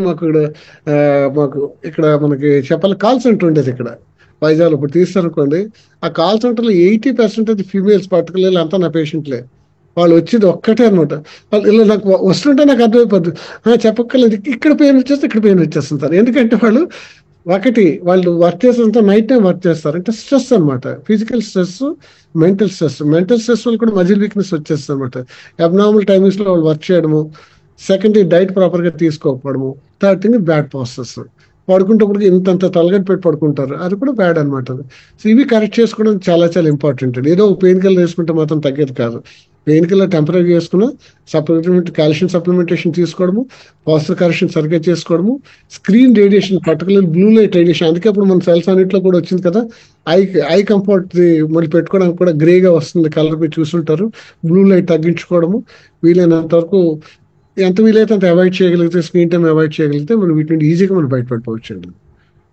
సో మీరు చెప్పిన దాంట్లో ఈ కాళ్ళు చేతులు పట్టేయడము మనమే కాదు, ఆ రోజు రాత్రి అందరినీ పక్కన కూడా లేపేస్తాము ఆ పెయిన్ తట్టుకోలేక. ఇక్కడ ఉన్న చాలా మంది అది కనెక్ట్ అయి ఉండొచ్చు ఫన్ వేలో. ఓకే, ఇప్పుడు నా బోన్స్ చాలా జాగ్రత్తగా ఉంచుకోవాలి అంటే నేనేమి తినడం అవాయిడ్ చేస్తే మంచిది, ఏమేమి డైట్ లో యాడ్ చేసుకుంటే మంచిది ఫుడ్ పరంగా? సో ఫుడ్ పరంగా ఏంటంటే ఫస్ట్ థింగ్ బేసిక్గా ఎప్పుడు కూడా మనం చెప్తుంది ఏంటంటే అండి, 2 విషయాలకు మనం దూరంగా ఉండమని చెప్తున్నాం. అంటే మన వెయిట్ లాస్ జర్నీ అని కాదు, ఏ ప్రాసెస్ లో కూడా గుడ్ హెల్త్ మెయింటైన్ చేయాలంటే వన్ థింగ్, రిఫైన్డ్ కార్బోహైడ్రేట్స్ మన డైట్ లో ఎంత తగ్గిస్తే అంత హ్యాపీగా ఉంటాము అని చెప్తున్నాం. ఎందుకు రిఫైన్డ్ కార్బోహైడ్రేట్స్ అంటే, రిఫైన్డ్ కార్బోహైడ్రేట్స్ వల్ల రకరకాల ప్రాబ్లమ్స్ లో ముఖ్యంగా వచ్చేది ఇన్ఫ్లమేషన్ యాక్టివేట్ అయిపోతుందండి.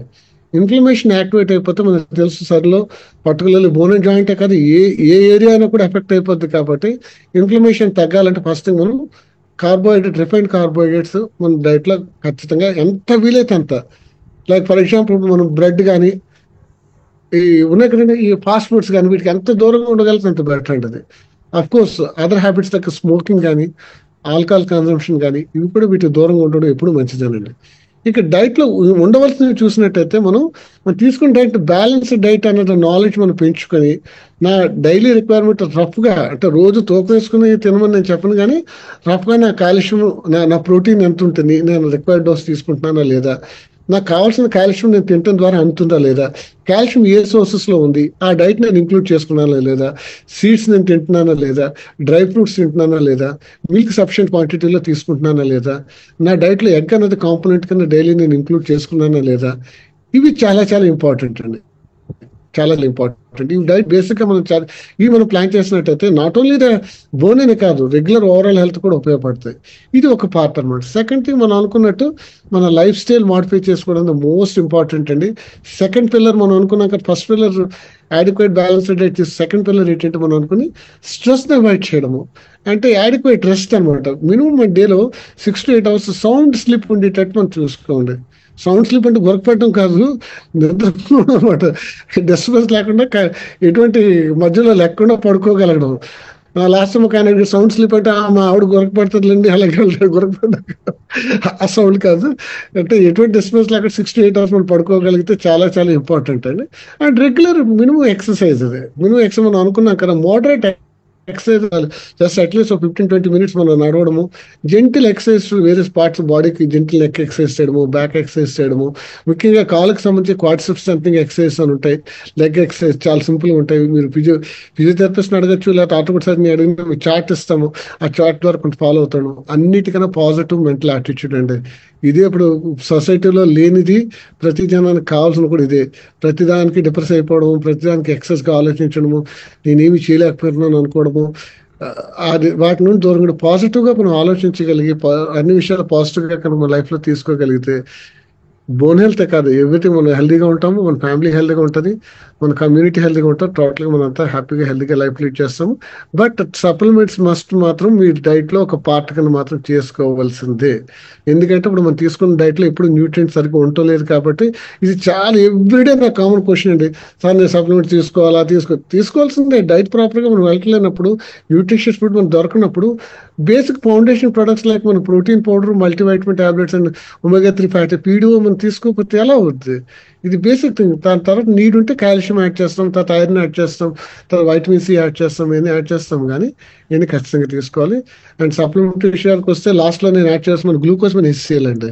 నీ జాయింట్ పెయిన్స్ ఆస్టియోఆర్థరైటిస్ అని చెప్పి మనం అనుకున్నాం కదా, మైల్డ్గానే ఉన్నప్పుడే తొందరగానే నీ జాయింట్ పెయిన్ స్టార్ట్ అయింది ఎర్లీగానే మీరు గ్లూకోజ్ మన HCl మనము అట్లీస్ట్ 6 monthsకి ఒక కోర్స్ కింద మనం వేసుకోగలిగి ఉంటే కనుక ఫర్దర్ డీజనరేషన్ చాలా కాలం మనం ప్రొలాంగ్ చేయొచ్చు అండి, చాలా కాలం ప్రొలాంగ్ చేయొచ్చు. దాంతో మన లైఫ్ స్టైల్ కూడా మాడిఫై చేసుకుంటే అసలు యాక్చువల్గా మనం నీ రీప్లేస్మెంట్ వెళ్ళాల్సిన అవసరమే లేదు. Absolutely there is no need for it. కొద్దిగా మనం వెయిట్ కంట్రోల్ చేసుకుంటూ, నీ జాయింట్ పెయిన్ స్టార్ట్ అయిన దగ్గర నుండి మనం గ్లూకోజ్ HCl టాబ్లెట్స్ మనం వాడుకుంటూ, ప్రాపర్గా ప్రోటీన్ కూడా దాన్ని బ్యాకప్ ఇచ్చి రెగ్యులర్గా మోడరేట్ ఎక్సర్సైజ్ చేసుకుంటే చాలా కంఫర్టబుల్. చిన్న చిన్న ఎక్సర్సైజ్ చేస్తే మన లైఫ్ అనేది మనకు రిప్లేస్మెంట్ అని మన జీవితంలో లేకుండా కూడా మనం హ్యాపీగా మనం బయటపడచ్చండి. Thank you. 2-3 ప్రాబ్లమ్స్ కి సప్లిమెంటేషన్ అడుగుతాం మిమ్మల్ని లాస్ట్ గా. ఫస్ట్, నాకు అసలు బోన్ రిలేటెడ్ ఏ ప్రాబ్లం లేదు, నేను ఏమేమి తీసుకోవచ్చు సప్లిమెంట్స్? First question. సో చెప్పండి. ఇంకా next. Second, rheumatoid arthritis. Third one, osteoarthritis. Right. So first ఇప్పుడు మనం అనుకున్నాం కదా, బేసిక్ గా మనం అనుకున్నాం కదా, ఎప్పుడు కూడా నార్మల్ హెల్త్ మెయింటైన్ చేయాలంటే బేసిక్ గా వెల్ బ్యాలెన్స్డ్ డైట్ ఉండాలి. కాబట్టి మీరు తీసుకున్న డైట్ మీరు ఒకసారి ప్లాన్ చేసుకుని చూడండి. డే అంతా మనం ఏం తీసుకుంటున్నాము, దాంట్లో ప్రోటీన్ కంటెంట్ ఎంత వెళ్తుంది, గుడ్ ఫ్యాట్ ఎంత వెళ్తుంది. బట్ అన్ఫార్చునేట్ మనం తీసుకున్నంత కూడా రిఫైన్డ్ ఆయిల్స్ అన్ని కూడా contain saturated fatty acids. So మనకి గుడ్ ఫ్యాట్ అనేది దొరకడం కష్టంగా ఉంది కాబట్టి, అందులో మోస్ట్లీ వెజిటేరియన్స్ ఉన్నారంటే అసలు ఫిష్ కూడా తినరు కాబట్టి డెఫినెట్ గా మనం ఒమేగా 3 ఫ్యాటీ యాసిడ్స్ అంతా ఖచ్చితంగా డైట్ లో ఇంక్లూడ్ అవ్వాల్సిందేనండి, ఇంక్లూడ్ అవ్వాల్సిందే. ఈ అన్నిటికన్నా ముందు ముఖ్యంగా మన గట్ హెల్త్ అంతా ఎలా ఉందో ఫస్ట్ మనం చెక్ చేసుకోవాలి. అది మనకి ఎసిడిటీ ప్రాబ్లమ్స్ ఏమైనా ఉన్నాయా, గ్యాస్ట్రిక్ డిస్టెన్షన్ అనే ప్రాబ్లం ఉందా, మనకు బౌల్ మూమెంట్స్ రెగ్యులర్ గా ఉన్నాయా లేదా, బౌల్ హ్యాబిట్ రెగ్యులర్ గా ఉందా లేదా, ఇవి చెక్ చేసుకోవడము. ఇది లేదంటే ఫస్ట్ మన గట్ హెల్త్ మాత్రం సెట్ చేసుకోవాలి with fibre and pre probiotic and ABH. ఈ 3 మనం వాడుతుంటే చాలా మటుకు ముందు మన గట్ని సెట్ చేసుకున్న తర్వాత ప్రాపర్గా ఈ basic foundation products like protein powder, multivitamin, multi mineral and omega 3 fatty acids basic గా మనం పెట్టుకుంటే ఒక లెవెల్లో మన హెల్త్ బాగా డెఫినెట్ గా ఉంటుందండి, దాంట్లో డౌట్ ఏం లేదు. అండ్ రుమటైడ్ ఆర్థరైటిస్ అని చెప్తున్నారు. రుమటైడ్ ఆర్థరైటిస్ లో మనం అనుకున్న ఇన్ఫ్లమేషన్ అనేది ప్రిడామినెంట్ కాజ్ అనమాట. పెయిన్ రావడానికి, జాయింట్ స్వెల్లింగ్ రావడానికి ఇన్ఫ్లమేషన్ అనేది ప్రిడామినెంట్ కాజ్ అనమాట. సో ఇన్ఫ్లమేషన్ మనం కంట్రోల్ చేయాలంటే సో ఈ బేసిక్ ఫౌండేషన్స్ ప్రొడక్ట్స్ తో పాటు మనము డెఫినెట్ గా మనం ఇంక్లూడ్ చేయాల్సింది కూడా వైటమిన్ సి కూడా మనం ఇంక్లూడ్ చేయాలండి. అండ్ బి కాంప్లెక్స్ కూడా, న్యాచురల్ బి కూడా మనం ఇంక్లూడ్ చేయాలి డెఫినెట్ గా మనం. అండ్ ఇంకా చెప్పాలంటే మన ashwagandha is also giving an excellent result అండి. అశ్వగంధ అండ్ మనం సైబర్ ఇంజిన్స్ కూడా ఎక్కువగా పేరుపై జాయింట్ పెయిన్స్ ఎక్కువ ఉన్నప్పుడు కూడా మనం వాడగలిగితే మాత్రం ట్రెమెండస్ గా రిలీఫ్ వచ్చేస్తుందండి అది. So normal basic health products తో పాటు పర్టికులర్లీ వైటమిన్ సి ఖచ్చితంగా మీరు ఇంక్లూడ్ చేసుకోవాలి. అండ్ తర్వాత మనం అనుకుంటే ఒమేగా 3 మనం అశ్వగంధ కానీ ఇది కూడా పెట్టచ్చు. ఇంకో ముఖ్యమైన ప్రొడక్ట్ మనకు ఉంది, ట్రిపుల్ గార్డ్ ఎక్నీషియా ఉంది. ట్రిపుల్ గార్డ్ ఎక్నీషియా కనుక మనం ఒక short course for period 2 weeks ఒక కోర్స్ కనుక మనం తీసుకోగలిగితే ఎక్యూట్ గా రుమటాయిడ్ ఆర్థరైటిస్ జాయింట్ పెయిన్స్ తో బాధపడుతున్న వాళ్ళు ఒక రెమిషన్ లోకి వెళ్ళిపోవచ్చు. జాయింట్ మన ప్రాబ్లం నుండి మనం ఒక ఎక్యూట్ స్టేజ్ మనం కంట్రోల్ చేసుకునే చాలా అవకాశం ఉన్నది. సో మనకి ట్రిపుల్ గార్డ్ ఎక్నీషియా కోర్స్ మనం ఒకలా ఇంతకుముందు ఫాలో అయ్యేవాళ్ళము, 9+963 అనే కోర్స్ ఫాలో అయ్యేవాళ్ళము. ఫస్ట్ డే 9 days 9 tablets, 6 అలా కాకుండా మీరు రోజుకు 3 చొప్పున కంటిన్యూస్గా 2 weeks వేసుకున్నా కూడా సరిపోతుంది. ట్రిపుల్ గార్డ్ ఎక్నిష్ is also very good product, particularly పెథానిక్టోస్ రుమటాయిడ్ ఆర్థరైటిస్ పేషెంట్లో మనం డెఫినెట్గా చాలా మంచి రిజల్ట్ తీసుకొస్తుంది. ఇంకా ఆస్టియో ఆర్థరైటిస్ వస్తే కనుక మనం ఇందాక చెప్పుకున్నట్టు బేసిక్ ఫౌండేషన్ ప్రతి ముఖ్యంగా మనం వాడవలసిన గ్లూకోజ్మిన్ హెచ్సిఎల్ అండి. ఇక్కడే నేను ఇంకో పేషెంట్ ఖచ్చితంగా మీకు చెప్పాల్సింది ఏంటంటే, చాలా మంది ఏం చేస్తారంటే గ్లూకోజ్మిన్ హెచ్సిఎల్ ఉంది, 120 క్యాప్సూల్స్ ఉన్నాయి అని చెప్పి చాలా కాస్ట్లీ అని జాగ్రత్తగా రోజుకు ఒక క్యాప్సూల్ వేసుకుంటుంటారు, లేకపోతే 2 రోజులకు ఒకటి వేసుకుంటుంటారు, జాగ్రత్త సేవ్. అది మాత్రం కాదు, ఫుల్ డోస్ వేసుకుంటేనే మీకు బెనిఫిట్ ఉంటుంది. రోజుకి 4 క్యాప్సూల్స్ అంటే 1500 mg per day ఖచ్చితంగా వెళ్ళి తీరాల్సిందే. అట్లీస్ట్ ఫర్ 2 bottles ఇనీషియల్ గానే వేసుకుని తర్వాత కావాలంటే మెయింటెనెన్స్ వేసుకుని 1 BD చెప్పిన మీరు వేసుకోండి. కానీ 120 టాబ్లెట్స్ 1 month ఖచ్చితంగా 4 క్యాప్సూల్స్ వేసుకుని తీరాల్సిందే.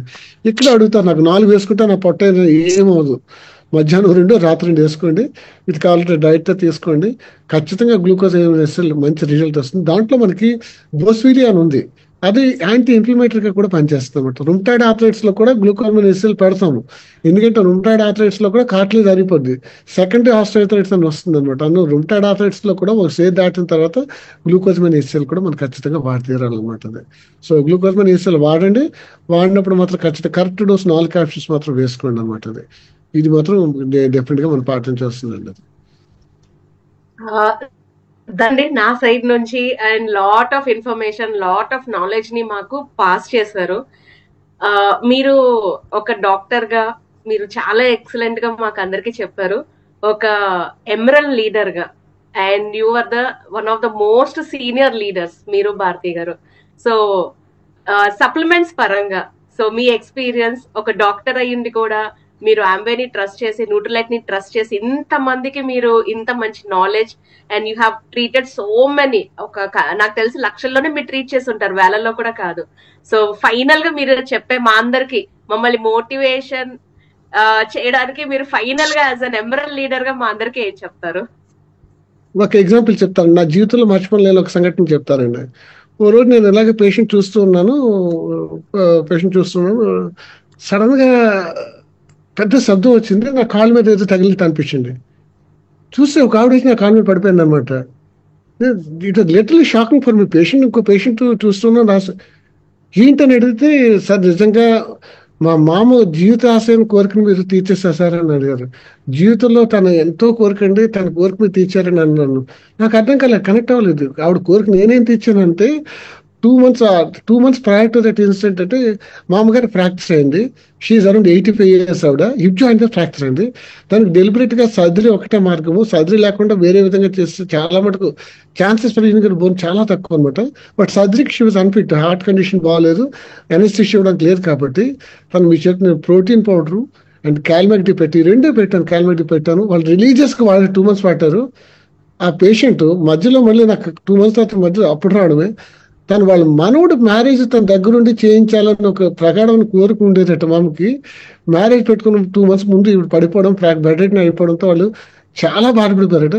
బట్ ఈ 2 months ఆవిడ రికవర్ అయిపోయి మ్యారేజ్ లో ఎంతో చక్కగా తిరుగుతూ నా జీవితాన్ని నిలబెట్టారు, నా కోరిక తీర్చారని చెప్పి ఆవిడ కాళ్ళ మీద పడిపోతాను. నాకు నిజంగా ఆ రోజు నాకు నిజంగా ఎంత హ్యాపీ అనిపించిందంటే, ఈ కాల్షియం అండ్ ఈ ప్రోటీన్ ఇంత లైఫ్ని తీసుకొస్తాయని చెప్పి నేను మర్చిపోలేనండి అది. అండ్ సెకండ్ థింగ్, మా ఫాదర్కి అండి, మా ఫాదర్ కూడా is real example. At the age of ఆయన 87 years అప్పుడు ఆయనకి ఫ్రాక్చర్ అయింది, అండ్ దాంతోపాటు రెస్పిరేటరీ ప్రాబ్లం కూడా వచ్చింది. వస్తే కేర్ హాస్పిటల్కి తీసుకెళ్తే అక్కడ రెస్పిరేటరీ ప్రాబ్లం కోసం ఇమీడియట్గా అటెండ్ అవ్వాలి కాబట్టి వాళ్ళు అటెండ్ అయ్యారు. తర్వాత మా కొలీగ్ డాక్టర్స్ కూడా ఉంటారు కదా, వాళ్ళకి నన్ను అంటడం మొదలు పెట్టారు, పదరా మనం చేసేద్దాం, మీ డాడీకి ప్లేటివ్స్ చేసేద్దాం, ఫ్రాక్చర్ ఫిక్స్ చేసేద్దాం అని. నేను చెప్పాను మా ఫాదర్ నేను ప్రెజెంట్ లంగ్ కండిషన్తో అంత రిస్క్ తీసుకుని నేను అనెస్థీషియాకి నేను రిస్క్ చేయను, I know how to treat my parents అని మా ఫాదర్కి అని చెప్పాను. ఇంటికి తీసుకొచ్చాను. రిలీజియస్ గా మా ఫాదర్ మా పేరెంట్స్ కూడా చాలా చక్కగా ఎవ్రీ ప్రొడక్ట్ వాళ్ళు రెగ్యులర్ వాడేవారు. క్యాల్మాక్టీ and protein powder wonders and miracle అండి. ఆ తర్వాత ఆయన 5 years till the last minute వరకు కూడా ఆయన హ్యాపీగా నడుస్తూ ఆయన పనులు చేసుకుంటూ షాపింగ్ కానీ ఎవ్రీ డేకి వచ్చారండి లాస్ట్ మినిట్. అది ఆ కేసు కూడా చూపిస్తే మా కొలీగ్స్ కూడా అంత వండర్ అనమాట, ఎలా అతుక్కుపోయింది బోన్ ఎలా అతుక్కుపోయింది. Real good source of calcium వస్తే బోన్ అతుక్కోకుండా ఏముంటుందండి అది. మీరు చెప్తున్నప్పుడు ఇలా కొన్ని వందల కేసులు నాకు ఎగ్జాంపుల్స్ ఉన్నాయి. బోన్కి ఇది అతుక్కోదు, ఇది ఆపరేషన్ చేస్తే కాదు అన్న పేషెంట్లు కూడా కాల్బ్యాక్ ట్రీట్మెంట్ పెట్టి రిలవెంట్ ట్రీట్మెంట్ అంటే బోన్ ట్రీట్మెంట్ నేను చేయడం ఆపేసాను చెప్పను. రిలవెంట్ ట్రీట్మెంట్ తో సపోర్టింగ్ కాల్షియం అండ్ ప్రోటీన్ కనుక పెట్టి హీమోగ్లోబిన్ ఎనీమియాని మనం కరెక్ట్ చేసి ఎనీమియా అక్కడికి లేకపోయి ఉంటే ఫ్యాంటాస్టిక్ అండి. ఇన్ని వందల కేసులు అంటే వందల కేసులు. అందుకే వీఆర్ సో ఫ్యాన్ అనమాట. ఈ మాకు ప్రొడక్ట్స్ అంటే ఎందుకంత ఫ్యాన్ అంటే చూస్తూ ఉన్నాం ఎంతో మనకి బెనిఫిట్ ఇవ్వగలుగుతూ ఉన్నాం ఆ ప్రొడక్ట్స్ మీద నిజంగా. సో ఇంకంతకన్నా ఇంకేం చెప్పగలం నిజంగా. ఈ బిజినెస్ నిజంగా మా జీవితంలోకి వచ్చిందంటే పర్టికులర్ నా ప్రొఫెషన్కి చాలా హెల్ప్ జరుగుతూ ఉందండి నిజంగా. ఎంతో మంది ఫైనాన్షియల్ గా మేజర్ ఛాలెంజెస్ ని షార్ట్ టైంలో మనం తగ్గించగలిగామంటే అంతకన్నా కావాల్సింది ఏముందండి. ఒక వ్యక్తికి ఆపరేషన్ జరిగి మేజర్ గా డబ్బులు ఖర్చు ఎంతో మంది సఫర్ అయిన కేసెస్ కూడా మనం సింపుల్ గా చిన్న బేసిక్స్ తో వాటికి అటెండ్ అవుతూ సప్లిమెంట్స్ ప్రాపర్ గా ఇచ్చి మనం వాళ్ళ జీవితంలోకి బయటపడేటట్టు చేస్తే ఇంకా అంతకన్నా కావాల్సిన బ్లెస్సింగ్ ఏముందండి నిజంగా చెప్పాలంటే. సో నిజంగా మాకు ఇప్పుడు కూడా అది తలుచుకుంటే గూస్ బంప్స్ వస్తుంటాయి నిజంగా. Thank God because I was in the business.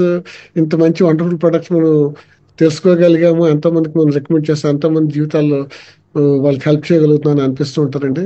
So ఎంత చెప్పినా తక్కువే ఫ్రెండ్స్. మీకు ఏదైనా ఈ ప్రొడక్ట్స్ రిజల్ట్ రావట్లేదు అంటే కనుక ఫస్ట్ మీరు చెక్ చేసుకోవాల్సింది మీరు right kind of product right కండిషన్కి వాడుతున్నారా లేదా.